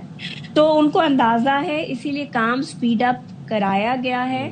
اور ہم توقع کر رہے ہیں انشاءاللہ کہ وہ اسی سال یہ کام مکمل ہوگا تاکہ شہریوں کو آسانی ہو سکے. لیکن جو آپ نے ایک بات کی کہ جی کوئی 11 مہینے میں BRT مکمل کرتا ہے، مجھے یاد ہے کہ شاید اورنج لائن کی وجہ سے جو لاہور میں کھدائی ہوئی تھی تو وہ کوئی 3-4 سال لگ گئے تھے کیونکہ لوگ کورٹ چلے گئے تھے اور اسٹے آرڈر ہو گئے. وہ تو ایک ڈفرینٹ ایشو تھا، وہاں پہ کام سلو نہیں تھا، وہ ایشو ڈفرینٹ تھا. لیکن یہاں بھی کیونکہ 9 مہینے کام نہیں ہو سکا تو اس کی وجہ سے کام میں بہت فرق ہوا، ورنہ وہ اب تک یہ والا جو پورشن تھا وہ ڈیفینیٹلی کمپلیٹ ہو جاتا. انٹرم گورنمنٹ ہوتی ہے اس کے پاس یہ رائٹ ہوتا ہے کہ وہ ترقیاتی کام کروائے کہ نہ کروائے. یہ میرا ایک بس سوال تھا. ذرا یہ جو حادثات ہو رہے ہیں اس کے بارے میں بتا دیں. یہ حادثات نہیں رکے، آئے دن حادثات ہوتے ہیں، اس کے لیے کیا اب سوچ رہی ہے سندھ حکومت؟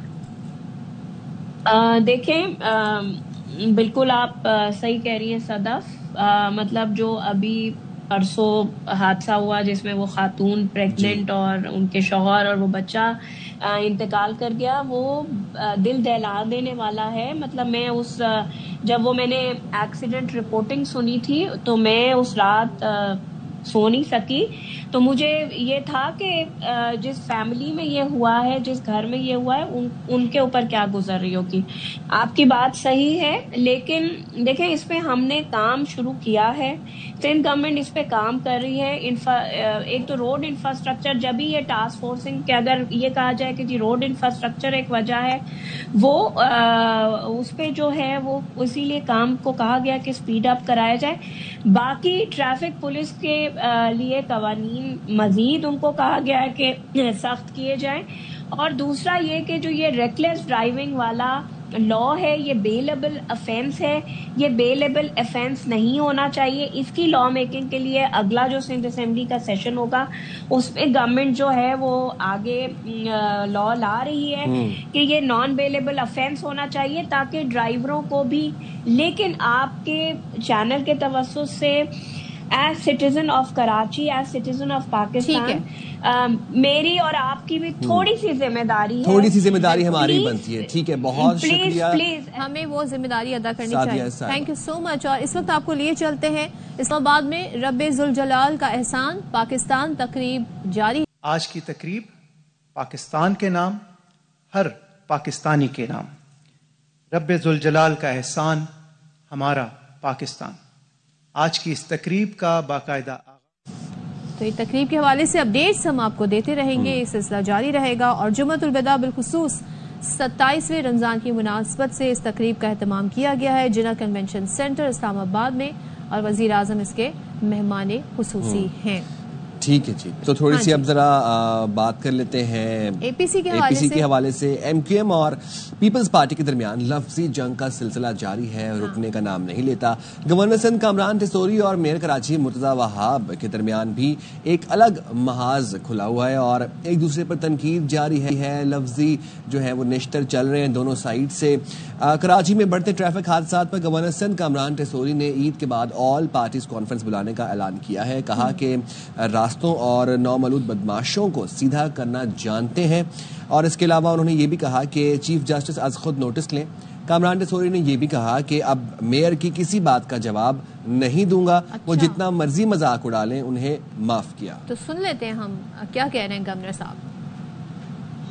روزے سے اپنی موٹر بائک پہ جا رہے قاتل ٹینکر نے کچل دیا. وہ حاملہ ماں جس کا بچہ اگلے 6 دن بعد اس دنیا میں آنا تھا، وہ اس دنیا میں آنے سے پہلے کچل دیا گیا. عید کے بعد گورنر ہاؤس میں ان تمام لواحقین کو اور ان تمام سیاسی جماعتوں کے لیڈران کو بلاؤں گا اور ہم اس پر آل پارٹی کانفرنس کریں گے. ایجنڈا ایک ہوگا کہ کراچی کے رہنے والے لوگوں کی جو شہادتیں ہیں اس کا خون اور اس کا حساب کون دے گا. اب ایسے نہیں چلے گا کہ یہ جنازے اٹھاتے رہیں. اس گورنر کو ہٹانے کا اختیار ہے تمہارے پاس، لیکن میری آواز روکنے کا اختیار نہیں ہے. ہمیں آتا ہے سیدھا کرنا روڈ راستوں کو بھی، اور اس شہر کے نومولود بدماشوں کو بھی سیدھا کرنا آتا ہے. چیف جسٹس آف پاکستان وہ اس کا از خود نوٹس لیں، اس کا بڑا فیصلہ سنا کے جائیں. اب میئر کراچی کہتے ہیں جی کہ میں جب بات کرتا ہوں تو گورنر صاحب ناراض ہو جاتے ہیں. پھر وہ یہ کہتے ہیں مجھے اختیارات دلانے والا کہتا ہے کہ جی خود وہ اختیارات مانگ رہا ہے اور وعدہ وفا نہیں کر سکتے. پھر وہ کہتے ہیں میں حسد نہیں کرتا، حاسدوں کے لیے تعویذ پہنتا ہوں. سنتے ہیں. بات کرتے تو گورنر صاحب ناراض ہو جاتے ہیں، شکایتیں لگتی ہیں. میرا قصور تھوڑی ہے، گورنر صاحب نے خود مجھے کہا کہ میرے پاس آ جاؤ، میں سارے اختیارات دے دوں گا. جو شخص مجھے کہہ رہا تھا میں تمہیں اختیارات دلا دوں گا، وہ اب اپنے لیے اختیارات مانگ رہے ہیں. بھائی اگر کام نہیں کر سکتے، اگر وعدے کو وفا نہیں کر سکتے، اگر اعلان کو مکمل نہیں کر سکتے تو اعلان کرو نا، افطار پارٹی اور سحری کرتے رہو نا. بڑا بہت نیکی والا کام ہے، یہ ذاتی کام ہوتا ہے. اللہ تعالیٰ نے آپ کو دھن دیا ہے، اللہ تعالیٰ کی برکت آپ اس میں چاہتے ہیں، آپ لوگوں میں بانٹیں، لیکن خدا را لوگوں کی عزت نفس کو نقصان نہ پہنچائیں. مجھے اپنی قوم کو مفلسی نہیں دینی ہے، مجھے امید دینی ہے. لوگوں کے پاس کھانے کی تنگی ہے نا، چلے آئیں آج ہم گٹر باغیچہ پہ 200 ایکڑ پہ فصل کاشت کرنا شروع کرتے ہیں. سبزیاں کاشتیں فری دیں گے لوگ، سبسڈائز ریٹوں پہ دیں گے. چلیں یہ کیا ہم نے طریقہ بنا دیا کہ تم کام وام کرنے کی ضرورت نہیں، تم شتر مرغ کڑھائی کھلا دیں گے. سڑک پر ٹینٹ لگا کے برقی کمکمے لگا کے لوگوں کو مدعو کر کے بلایا جاتا ہے. گلوریفائی کر رہے ہیں ان چیزوں کو. محنت کریں بھائی. اور میں اگر اس طرح کی بات کرتا ہوں تو مجھے کہتے ہیں میں حسد کر رہا ہوں. کوئی حسد نہیں. میں تو حاسدوں سے بچنے کے لیے گلے پہ یہ لے گھومتا ہوں. سورہ فلق پہ میرا بڑا ایمان ہے. جی تو بالکل لفظی جنگ جاری ہے، اور اسی حوالے سے بات کرنے کے لیے ہمارے پروگرام کے میں وقت نکالا ہے ایم کیو ایم کے رہنما فاروق ستار نے. بہت شکریہ فاروق ستار صاحب، آپ نے ایم کیو ایم پاکستان کے رہنما ہیں، آپ نے ہمارے لیے وقت نکالا. سر پیپلز پارٹی اور ایم کیو ایم کے درمیان لفظی جنگ کا جو سلسلہ ہے وہ تھمنے کا نام نہیں لے رہا. دونوں طرف سے نشتر چلتے ہیں، الفاظ کے اور طنز کے نشتر چلتے ہیں. یہ معاملات بہتری کی طرف کیوں نہیں آ رہے، اور اگر آنے والے ہیں تو کب تک آئیں گے؟ میرے خیال میں گورنر سندھ نے تو کہہ دیا کہ وہ اب میئر کراچی مرتضی وہاب جان بوجھ کر گورنر کو انگیج کرنا چاہتے ہیں اس طرح کی باتوں میں جس کا کوئی بھی حاصل نہیں ہے. عوام کو تو اس کا کوئی بھی فائدہ نہیں ہے نا. عوام تو بہترین جج ہیں اور وہ خود جج کریں گے کہ بھائی کس کے پاس اختیارات ہیں اور وہ کام نہیں کر رہا، کس کے پاس وسائل ہیں وہ کام نہیں کر رہا. صوبائی حکومت کا پوری امبریلا اصولاً میئر کراچی مرتضی وہاب کے ساتھ ہونی چاہیے.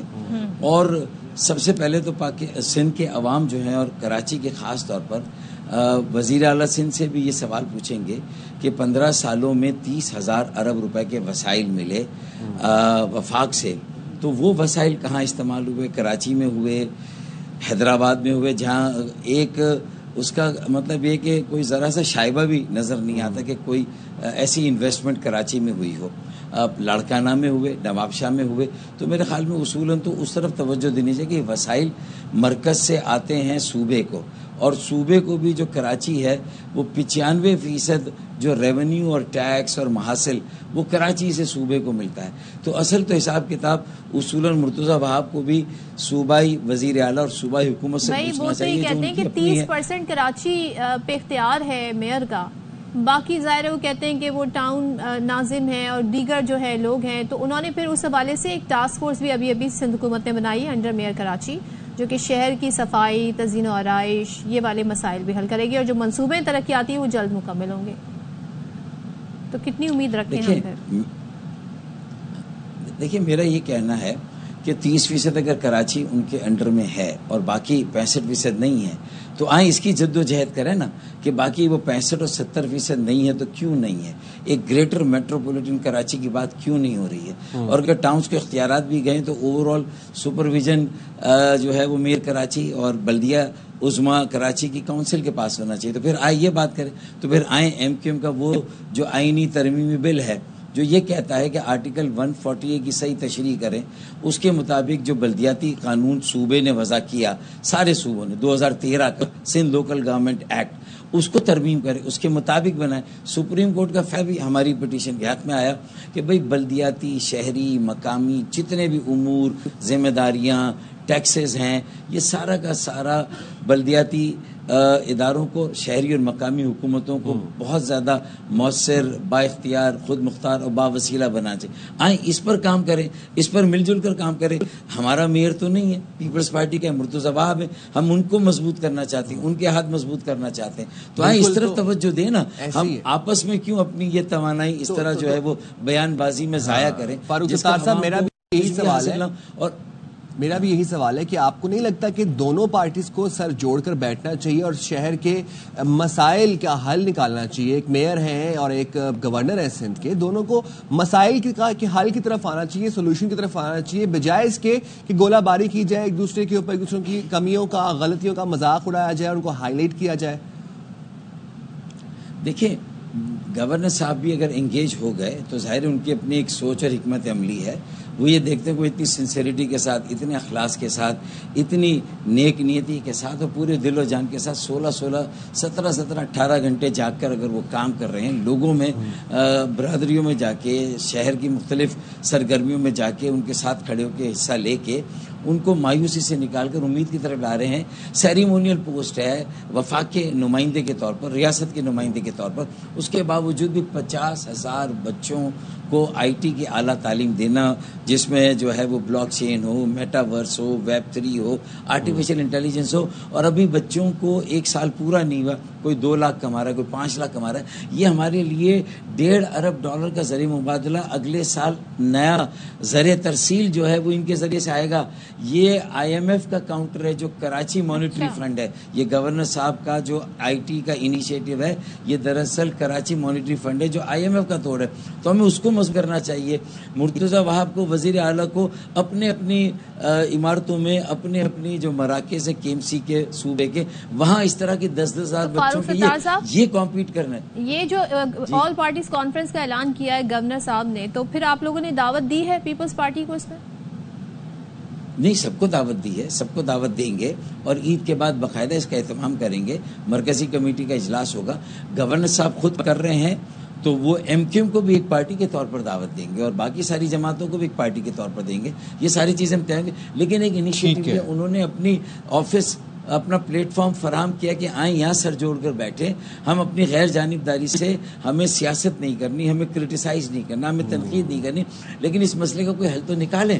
بھائی یہ مسئلہ انتظامی، ہم بھی کہتے ہیں چلے ہم سیاسی نہیں بنا رہے، لیکن ہم ایک سیاسی قوت ہیں، ایک آواز ہیں، ہم مظلوموں کے ساتھ کھڑے ہیں۔ ڈمپر مافیا، ٹینکر مافیا حد کر دی، 220 سے زیادہ معصوم بے گناہ جانوں کا جو ہے وہ ضیاع ہو چکا ہے یا اتلاف ہو چکا ہے۔ اب کہیں نہ کہیں تو اس سلسلے کو روکنا ہوگا۔ کوئی رپورٹ تو آئے صوبہ حکومت کی طرف سے، وزیر اعلیٰ، وزیر داخلہ، کوئی تو کھڑا ہو کے گئے اگر انتظامی مسئلہ بھی ہے تو آپ کی ناکامی ہے، آپ کی ناقص کارکردگی ہے، آپ کی نااہلی، پھر اس کا اعتراف کریں، تسلیم کریں، کوئی رپورٹ دیں کہ ٹریفک کے لوگ اس میں ملوث ہیں کہ دن کے اوقات میں 90% اگر ایکسیڈنٹ ہو یہ ڈمپر کنٹینر کریں، تو پھر کوئی نہ کوئی تو ذمہ داری لے گا۔ تو ذمہ داری فکس کرنے کے لیے کوئی کمیشن بنائے، کوئی انکوائری کریں، کوئی تحقیقات کریں، یہ لا تعلق۔ چلے ٹھیک ہے، بہت شکریہ فاروق ستار صاحب، آپ نے ہمارے پروگرام کے لیے وقت نکالا، اور عملی طور پر جو ہے وہ اگر آپ کام کریں تو مسائل کے حل کی طرف آئیں، بجائے اس کے آپ لفظی گولہ باری جو ایک دوسرے کے خلاف بیانات ہیں یہ تو بند ہونے چاہیے۔ پورا مہینہ گزر گیا، ہم نے دیکھا کہ گورنر اور میئر کے درمیان جو یہ سلسلہ چلا، اب گورنر صاحب نے کہا وہ نہیں کہیں گے، لیکن یہ سلسلہ رکنا چاہیے اور مسائل کی طرف فوکس ہونا چاہیے اور عملی طور پہ سٹیپ لینا چاہیے، ایگزیکیوشن نظر آنی چاہیے۔ چلیے جاتے ہیں ہم ایک بریک پہ، آپ ہمارے ساتھ رہیے گا۔ Welcome back. جب بن جاتے ہیں 5:30 تو پھر کرتے ہیں ہم تو کھانے پھر ہو کی جاتا ہے بات، ہمارا بھوک سے برا حال، کھا تو سکتے نہیں ہیں، پھر ہو جاتی ہے تیز آنچ جب بج جاتے ہیں 5:30۔ کیا بات ہے، ہم نے کیا شعر، فی البدی شعر ہم نے، بھوک نے شاعر بنا دیا مجھے۔ لے جی، آج کی ہماری ریسیپی ہے BK special fish and chips, دکھاتے ہیں آپ کو۔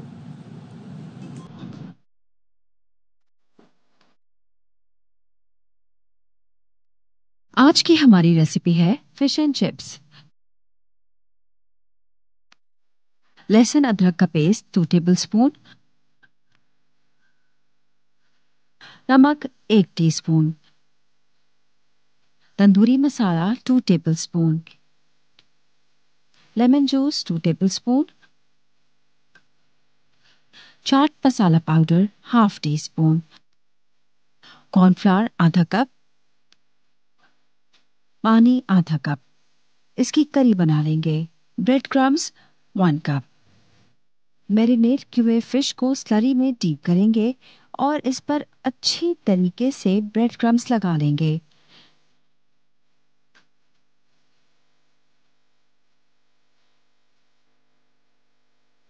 آئل 1/2 کپ، अब फिश को शैलो फ्राई करेंगे।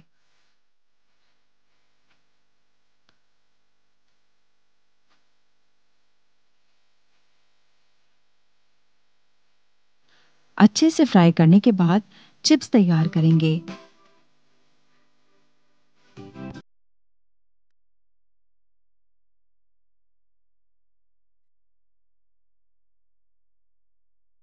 Oil for deep fry.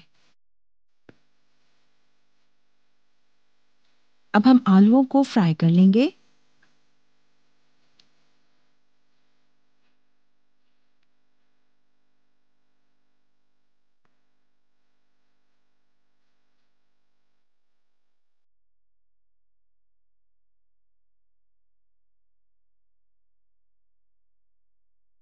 अब इसको अच्छे से गार्निश करेंगे।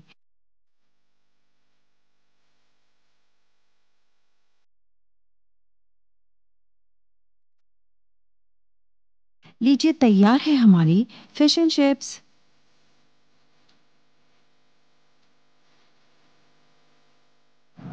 भाई जबरदस्त ये फिश एंड चिप्स, और ये तो यूके की बड़ी नेशनल फूड कहलाता है उनका। वहाँ पर तो नाश्ते में, ब्रंच में, हर वक्त खा रहे होते हैं, हर वक्त यही खा रहे होते हैं fish and chips. I love fish and chips. जैसे फिश में बहुत प्रोटीन होता है, तो आपको प्रोटीन की बहुत जरूरत होती है, तो you can try this recipe. हाँ जी। अब बात करते हैं मुसाफिरों की। मुसाफिर अभी भी सोचे, बड़ी तादाद में ऐसे लोग हैं जिन्हें अपने अपने शहरों में जाना है, अपने घरों में जाने हैं, ईद मनानी है, तो फिर जो रेलवे स्टेशन है ना वहाँ पे, और खासतौर पे जो बस स्टेशन है वहाँ पे बहुत ज्यादा रश होगा। यानी कराची से अंदरूने मुल्क अपने प्यारों के साथ ईद मनाने के लिए बहुत लोग रवाना हो रहे हैं। तो फिर हमारे साथ मौजूद है चांद नवाब की बात कर रहे हैं। बिल्कुल जी, हमारे साथ चांद नवाब मौजूद है, वो हमें अपडेट करेंगे क्या सूरत हाल है। चांद नवाब, आप मुझे सुन सकते हैं तो बताइएगा इस वक्त आप कहाँ पर मौजूद हैं, और कराची से जो अंदरूने मुल्क मुसाफिरों के जाने का अमल है वो कैसे देख रहे हैं?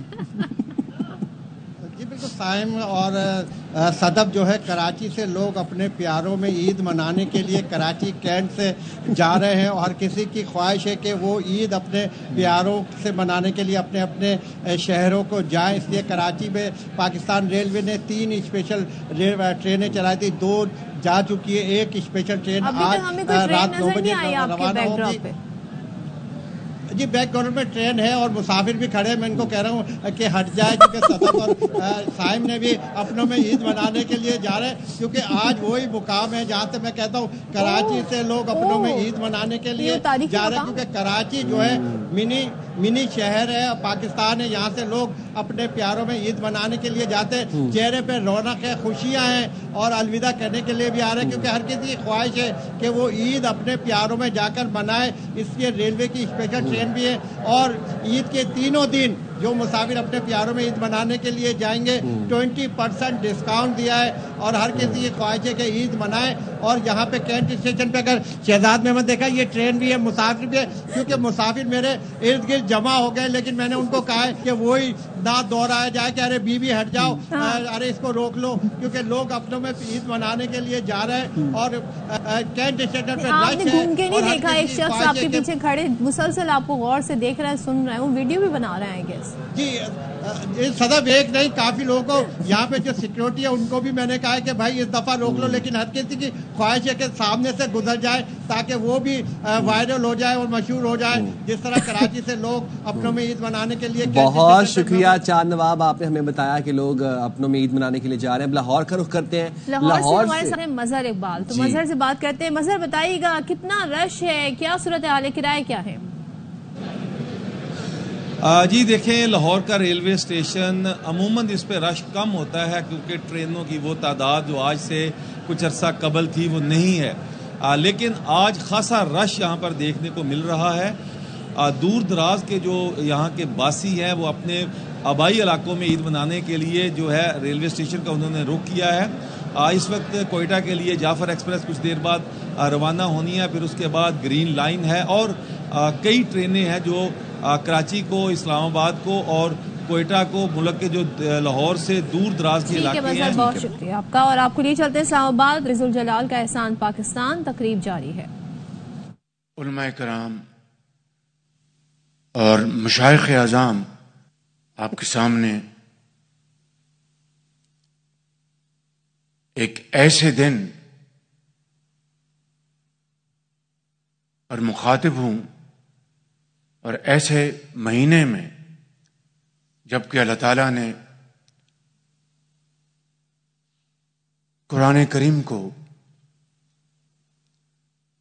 ہمیں نبی کریم صلی اللہ علیہ وسلم کے ذریعے ایک عظیم تحفہ عطا کیا، اور اسی مہینے میں اللہ تعالیٰ نے عظیم قربانیوں کے نتیجے میں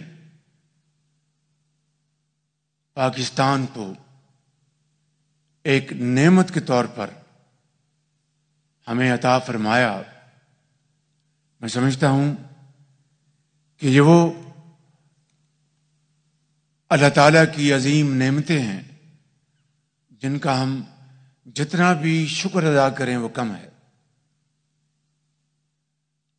یہاں پر بھی محترم جناب ڈاکٹر قبلہ ایاز نے بہت ہی صراحت کے ساتھ ایک مکمل جامع تقریر کی۔ اس محفل کے احترام میں کچھ باتیں آپ کی خدمت میں عرض کروں گا کہ پاکستان کا قیام کسی بھی حوالے سے معجزے سے کم نہیں ہے۔ اسٹینلے والپورٹ نے اپنی کتاب جناح پاکستان میں جو لکھا ہے وہ آپ میں سے کئی دوستوں نے وہ کتاب پڑھی ہوگی، لیکن اس نے جو ابتدائی رائے میں جو 2-3 جملے لکھے ہیں کہ تاریخ میں بہت کم واقعے ایسے آئے کہ اس طرح کی جدوجہد کی گئی، اور تاریخ میں اس سے بھی کم واقعے آئے کہ ایک عظیم ایک تحریک چلی، اور تاریخ میں اس سے بھی کم واقعات ہیں کہ ایک ملک تقسیم کر کے افق پر سامنے آیا۔ میں نے اردو میں اس کا ملتا جلتا ترجمہ کیا ہے، اور یہ حقیقت ہے، اور میں سمجھتا ہوں کہ اس نعمت کا ہم تبھی اس مالک کا، اس ذات باری کا شکر ادا کر سکتے ہیں کہ ہم ان عظیم اپنے بزرگوں کی قربانیوں کو اور ان شہداء کو اور لاکھوں لوگوں کو جنہوں نے خون کے دریا عبور کیے، تب جا کر پاکستان مارز وجود میں آیا۔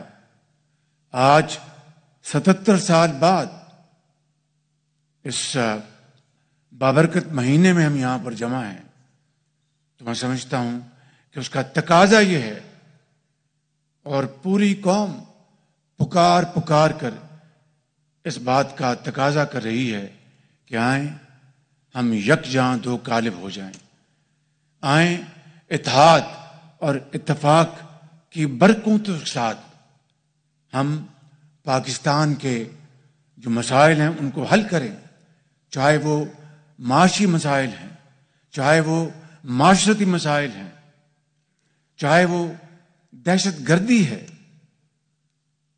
میں سمجھتا ہوں کہ اس میں جہاں پر زندگی کے ہر شعبے کا تعلق رکھنے والے فرد کا تعلق جس شعبے سے بھی ہے، اس کا فرض ہے کہ وہ آگے بڑھ کر اس میں حصہ ڈالے۔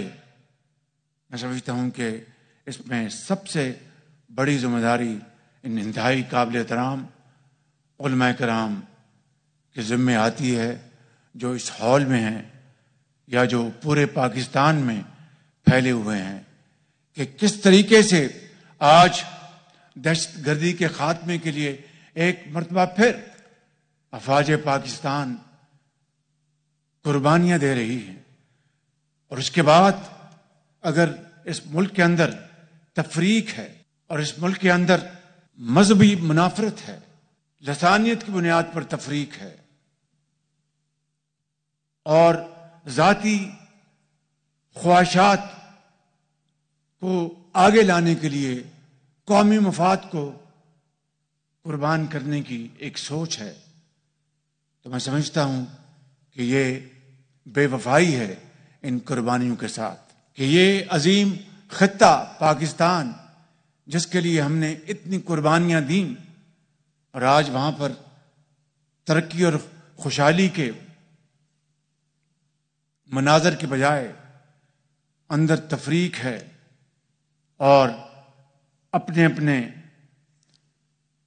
خوابوں کی تعبیر کے لیے ملکی استحکام، ملکی عزت اور وقار کو داؤ پہ لگایا جا رہا ہے، تو میں سمجھتا ہوں کہ آنے والی نسلیں ہمیں معاف نہیں کریں گی۔ اور جس طرح کہتے ہیں کہ اٹس نیور ٹو لیٹ، آج بھی موقع ہے الحمدللہ کہ ہم اگر یہ فیصلہ کر لیں کہ ہم نے پاکستان کے وسیع تر مفاد کی خاطر اپنی تمام ذاتی خواہشات اور انا کو ہم پاکستان کے تابع کر دیں گے، تو میں سمجھتا ہوں کہ اس سے بڑی پاکستان کی اور کوئی خدمت نہیں ہو سکتی۔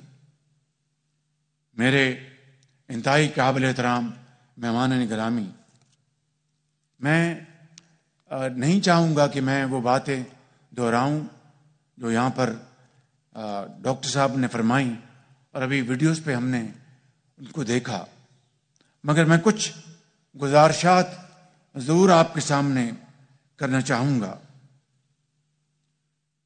اور وہ یہ ہے کہ یہ ماہ مبارک خاص طور پر ہم سب پاکستانیوں کے لیے انتہائی اہمیت کا حامل ہے، کیونکہ دنیا کی واحد اسلامی نظریاتی مملکت خداداد پاکستان، جس کو اللہ تعالیٰ نے جوہری قوت سے نوازا ہے، آج اگر آپ جائیں دنیا میں تو پرولیفریشن کے خلاف پوری جو عالمی طاقتیں ہیں وہ متحد ہیں،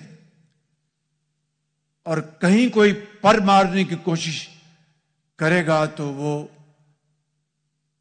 اس کو سزا دینے کے لیے تیار ہیں، لیکن اس خدائے بزرگ و برتر کا ہم جتنا بھی شکر ادا کریں کم ہے کہ اس کی کمال مہربانی سے 1998 میں پاکستان ایٹمی قوت بن گیا، اور ہمارا کوئی ازلی دشمن ہو یا کوئی قریبی دشمن ہو تو خدا تعالیٰ نے اس قوم کو یہ طاقت عطا فرمائی ہے، ایک انتہائی بہادر فوج کے علاوہ، کہ اس جوہری طاقت سے دشمن اگر ہماری طرف میلی آنکھ سے دیکھنے کی جرت کرے تو یہ قوم اس آنکھ کو رون دے گی۔ میں سمجھتا ہوں کہ اس سے بڑا اس خدائے بزرگ و برتر کا کرم ہم پر اور کیا ہو سکتا ہے۔ اس کے علاوہ جو نعمتیں اللہ تعالیٰ نے ہمیں عطا کی ہیں، جو اذہان ہمیں اللہ تعالیٰ نے دیے ہیں اس ہال میں موجود، چاہے وہ علماء کرام ہیں، مفکر کرام ہیں، چاہے وہ سیاستدان ہیں، چاہے وہ سول فوجی افسران ہیں، چاہے وہ ہمارے نوجوان طالب علم ہیں، میں سمجھتا ہوں کہ پورے ملک میں کوئی کمی نہیں بہترین ذہنوں کی۔ تو میں سمجھتا ہوں کہ اس کے بعد ہمیں اللہ تعالیٰ نے بے پناہ قدرتی وسائل سے نوازا ہے، اربوں खरबों डॉलर के खजाने मुदफन हैं पहाड़ों के अंदर। और आज अगर दहशतगर्दी का अगर एक ये भी जाविया है पाकिस्तान के अंदर, और जिसके ताने बाने दूर तक मिलते हैं, और उन दहशतगर्दों को जहां से सियासी और फाइनेंशियल सपोर्ट मिलती है, उसका एक मकसद यह है कि पाकिस्तान अपने इस कुदरती वसाइल से जो अल्लाह ताला ने हमें अता किए हैं उससे फैज़ याब ना हो सके। वगरना कोई अकल का अंधा ही होगा कि जिन वसाइल से इस कौम को न सिर्फ खुशहाली और तरक्की से हम सब हमकिनार करा सकते हैं, बल्कि अपने कर्जे खत्म कर सकते हैं और अपना सर फख्र से बुलंद करके अक़वाम आलम की सड़कों पर चल सकते हैं। कोई अक्ल का अंधा होगा कि वो ऐसे रास्ते को खराब करने की कोशिश करे। तो फिर जवाब वाज़ेह है कि ये वो एजेंट्स हैं, ये वो दुश्मन हैं पाकिस्तान के, जो पाकिस्तान की तरक्की और खुशहाली उनको गवारा नहीं, और उनको जहां जहां से फाइनेंशियल सपोर्ट, माली उनको सपोर्ट और दूसरी सपोर्ट मिल रही है, हम सब उससे अच्छी तरह वाकिफ हैं। तो मैं ये समझता हूं कि आज इस शहर रमजान में हमें इस बात को तय करना होगा कि कब तक ये खून बहाया जाता रहेगा, कब तक हमारे फौज, air force, navy, police, law enforcing agents के जवान अपने बच्चों को यतीम करके, अपनी जान अल्लाह के हवाले करके इस दुनिया से रुखसत होते रहेंगे। मैं समझता हूं कि ये इसी शहर रमजान में, इसी 27वीं रोजे के दिन और लैलतुल कदर हजार महीनों से ज्यादा अफसल ये रात है। तो अगर हम गहराई में जाएं तो उसका निचोड़ क्या है? निचोड़ यह है कि उस रब्बुल इज्जत के हुजूर संजीदगी के साथ सजदा रेज़ हो, और उसके हुजूर दिल की अथाह गहराइयों से गिड़गड़ा कर उससे हम अपने गुनाहों की माफी मांगें कि गलती तो इंसान ही करता, फरिश्ता तो नहीं करता, लेकिन यह जरूरी है कि उससे सिद्क़ के दिल के साथ सबक हासिल करके हम आगे बढ़ें,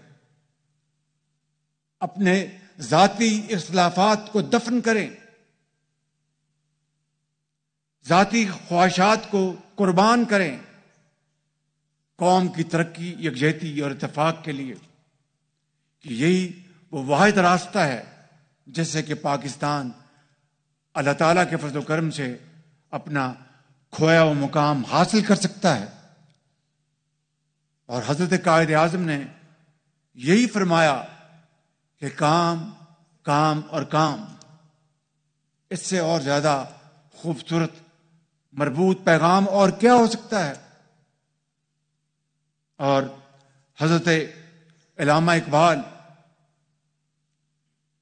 जो तसव्वुफ के हवाले से उनका एक अपना मकाम है, हजरत अल्लामा इकबाल ने ये फारसी के इशार पढ़े जो आज इस वक्त मैं समझता हूं कि इस लम्हे मौजूद में, इस अजीम दिन, इस अजीम महीने में, तू गनी अजहर दो आलम मन फकीर,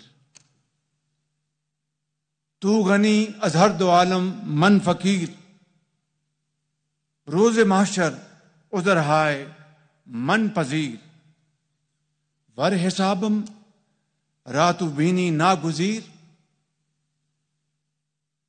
ور حسابم راتو بینی ناگزیر از نگاہ مصطفیٰ پنہا بگیر. تو میں سمجھتا ہوں کہ کتنی گہرائی میں حضرت اقبال نے جا کر بات کی ہے. تو آج میں سمجھتا ہوں کہ آج کے دن قائد اعظم محمد علی جناح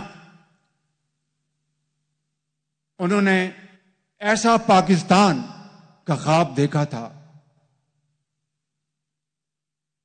جس میں مسلمان اپنی مذہبی آزادی برقرار رکھ سکیں. پاکستان ایسی ریاست بنے جس میں اقلیتیں منارٹیز بھی آزاد ہوں اور ان کے حقوق کا بھرپور خیال رکھا جائے. حضرت قائد اعظم محمد علی جناح نے فرمایا تھا پاکستان کا یہ مطلب ہرگز نہیں کہ ہم صرف غیر ملکی حکومت سے آزادی چاہتے ہیں. اس سے حقیقی مراد مسلم آئیڈیالوجی ہے جس کا تحفظ نہایت ضروری ہے. اور اس مقصد کے لیے ہم سب کو من حیث القوم اپنی توانائیاں صرف کر دینی چاہیے. اور جس طرح میں نے ابھی گزارش کی کہ انہوں نے فرمایا کہ کام اور صرف کام کے لیے اپنے آپ کو وقف کر دیں. میں آپ کو درد دل کے ساتھ انتہائی عاجزی کے ساتھ لیکن بلا خوف تردید یہ بات برملا کہنا چاہتا ہوں کہ اگر ہم ان قرآن کریم کے احکامات نبی کریم صلی اللہ علیہ وسلم کی اسوہ حسنہ اور ان موسموں کے تعلیمات پر ہم اگر آج فیصلہ کر لیں اس عظیم مہینے میں تو بخدا کوئی پہاڑ کوئی سمندر ہمارے راستے میں حائل نہیں ہوگا. اور ہم انشاءاللہ بہت جلد اپنا مقام اقوام عالم میں اپنی طاقت کے بل بوتے پر ہم انشاءاللہ اس کو حاصل کر لیں گے. ابھی کل میں نے ایک اور محفل میں کہا اور میں یہ بات یہاں پر کہنا چاہتا ہوں پاکستان اس لیے معرض وجود میں نہیں آیا تھا کہ ہم قرضے لیتے رہیں اور قرض کی زندگی بسر کریں. جب تک کہ معاشی طور پر ہم پاکستان کو ایک مضبوط قلعہ نہیں بنا لیں گے میں سمجھتا ہوں کہ تب تک ہمیں اس بات کا بھرپور خیال رکھنا ہوگا کہ پھر معاشی جب تک کہ آپ کو آزادی حاصل نہیں ہوتی سیاسی آزادی اس وقت تک وہ ایک سراب ہوتا ہے. تو میں سمجھتا ہوں کہ آج اس شہر رمضان کے مہینے میں ہمیں اس بات کا آج فیصلہ کرنا ہے. اور میرے بزرگوں اور بھائیوں ہمارے دستور میں کہا گیا ہے کہ ریاست اپنے شہریوں کو اس قابل بنائے گی کہ وہ اپنی زندگیاں اسلام کے مطابق گزار سکیں. پاکستان میں کوئی قانون اور ضابطہ قرآن اور سنت کے خلاف نہیں بن سکتا مگر اس کا یہ بھی حصہ ہے کہ جہاں پر ہم ان تمام معاملات کے اوپر پوری طرح ہمیں کلیئرٹی ہے کوئی اس میں اشکال نہیں کوئی اس میں ابہام نہیں وہاں پر ہمیں یہ بھی پوری طرح کلیئرٹی ہونی چاہیے کوئی اس میں کنفیوژن نہیں ہونا چاہیے کہ اگر ہم نے اپنے پاؤں پہ کھڑا ہونا ہے اور پاکستان کو ایک عظیم معاشی طاقت بنانا ہے تو واحد راستہ ہے کہ ہمیں اس دشوار گزار راستے سے ایک دفعہ گزرنا ہوگا جہاں سے تاریخ ہمیں بتاتی ہے کہ تمام قومیں گزری قوموں کی زندگیوں میں صدمے آتے ہیں دھچکے لگتے ہیں. آپ دیکھیے جنگ دوئم میں جاپان اور جرمنی تہہ و بالا کر دیے گئے. They were razed to ground. But then through dedication and commitment. They converted their defeat into untiring effort and within 60 years touched the zenith of glory. یہ کوئی جادو منتر نہیں تھا, یہ کوئی ٹوٹکے نہیں تھے, یہ وہی عمل تھا جس کی قرآن بار بار گواہی دیتا ہے. یہ وہی عمل ہے جس کو نبی کریم صلی اللہ علیہ وسلم نے ہمیں دن رات اس کی تعلیمات دیں. اگر قصور کسی کا ہے تو ہمارا ہے کہ اس کے اوپر ہم نے پارشلی عمل کیا یا اس کے اوپر عمل نہ کیا. تو میں سمجھتا ہوں کہ آج کے اس بابرکت مہینے میں ہمیں اس بات کا فیصلہ کرنا چاہیے قلب سمیم کے ساتھ. اور علامہ اقبال نے نوجوانوں کو شاہین سے تشبیہ دی تھی اور نصیحت کی تھی کہ نوجوان اپنے اندر شاہین کی صفات پیدا کریں گے. اس وطن عزیز کی صورت میں اللہ تعالیٰ نے ہمیں جو موقع عطا فرمایا ہے, نوجوانوں کو اس سے بھرپور فائدہ اٹھاتے ہوئے تعمیر وطن کے لیے اپنے آپ کو وقف کرنا ہوگا. اور یہ بات میں نے پرسوں بھی کہی تھی کہ میں اور میری حکومت, یہ میں آپ سے وعدہ کرتا ہوں کہ ہم تمام اخراجات میں ہم کمی کریں گے, لیکن آپ کی ترقی اور خوشحالی کا سامان پیدا کرنے کے لیے, آپ کو امپاور کرنے کے لیے جدید علوم اور ٹیکنالوجی سے ہمکنار کروانے کے لیے اربوں نہیں کھربوں بھی چاہیں گے. ضرورت ہوگی تو باخدا آپ کے قدموں میں نچھاور کریں گے انشاءاللہ تعالی. اسی حوالے سے وزیر اعظم youth program digital youth hub platform کے ذریعے ہم نے آپ کی تعلیم, روزگار اور پروڈکٹیو امپلائمنٹ, کاروبار اور آپ کو ہنرمند بنانے کے انقلابی اقدامات کیے ہیں, جس کے انشاءاللہ ثمرات بہت جلد آپ کے سامنے آئیں گے. اب آپ نے مسلسل محنت, نظم و ضبط اور مقصد میں پختہ یقین کی قوت سے اپنے والدین, بانیان پاکستان اور پوری قوم کی توقعات پر پورا اترنا ہے. عصری دنیا میں میڈیا, سوشل میڈیا اور نوجوانوں کا کردار نہایت اہمیت کا حامل ہے. میڈیا کی طاقت کو مثبت تبدیلیاں لانے کے لیے استعمال کیا جانا اشد ضروری ہے. علماء اور دانشوروں کی خدمت میں میری یہ گزارش ہے کہ آپ کو میں یہ گزارش کروں گا کہ آپ عوام میں مثبت سوچ اور تحقیق کی حوصلہ افزائی کریں تاکہ غلط معلومات اور پروپیگنڈا کو روکا جا سکے. بدقسمتی سے آج غلط معلومات اور بے بنیاد پروپیگنڈا کے ذریعے معاشرے میں زہر گھولا جا رہا ہے, تقسیم در تقسیم کی جا رہی ہے. ایک طرف یہ میں نہیں کہہ رہا, میں اپنی خود نمائی کی بات نہیں کر رہا, اس حکومت کی خود نمائی کی بات نہیں کر رہا, افسران کی خود نمائی کی بات نہیں کر رہا. یہ IMF کہہ رہا ہے کہ پاکستان نے مشکل ترین حالات کے باوجود سخت محنت کی ہے. تو یہ ہمیں وہ انسٹیٹیوشنز ہمیں سرٹیفکیٹ دے رہے ہیں جو ماضی کے سالوں, قریب کے سالوں میں ان کی جو تنقید تھی وہ آج تاریخ کا حصہ ہے. تو اس سے ہمارا حوصلہ کیوں نہیں بڑھنا چاہیے؟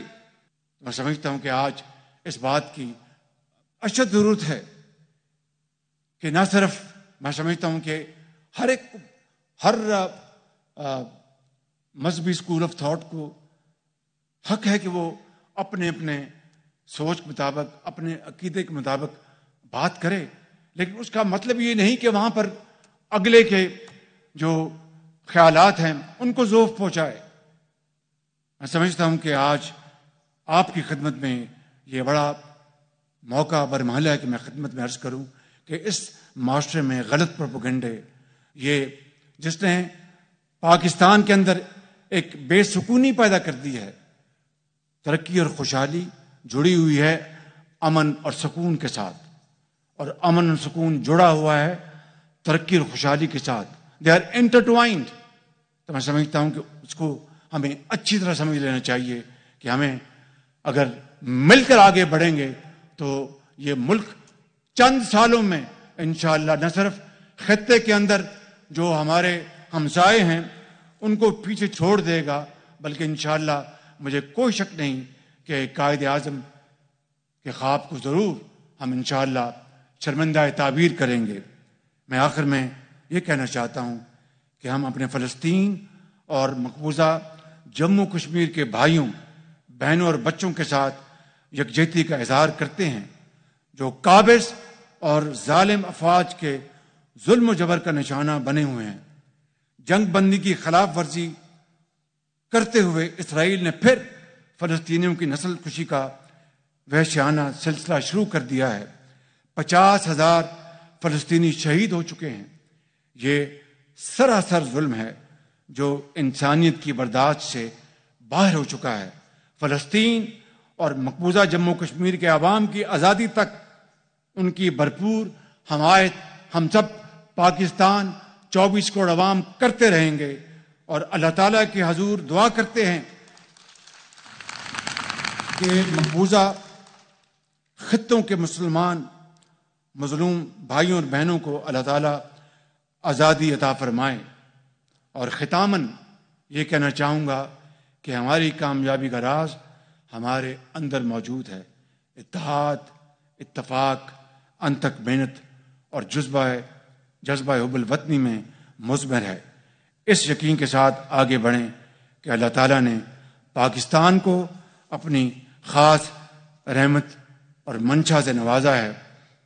ہم سب کی ذمہ داری ہے کہ اس عظیم مشن کو آگے بڑھائیں اور دنیا کو دکھا دیں کہ ہم محبت، انصاف، امن اور اسلامی اصولوں کی روشنی میں ترقی کرتا ہوا عظیم ملک پاکستان ہے۔ اللہ تعالیٰ پاکستان اور ہم سب کو اپنی حفاظت میں رکھے، ہمیں ہمت عطا فرمائے اور ملک و قوم کی خدمت کے مشن میں کامیابی سے ہمکنار کرے۔ آمین ثم آمین۔ پاکستان پائندہ باد۔ وزیر اعظم شہباز شریف تقریب سے خطاب کر رہے تھے۔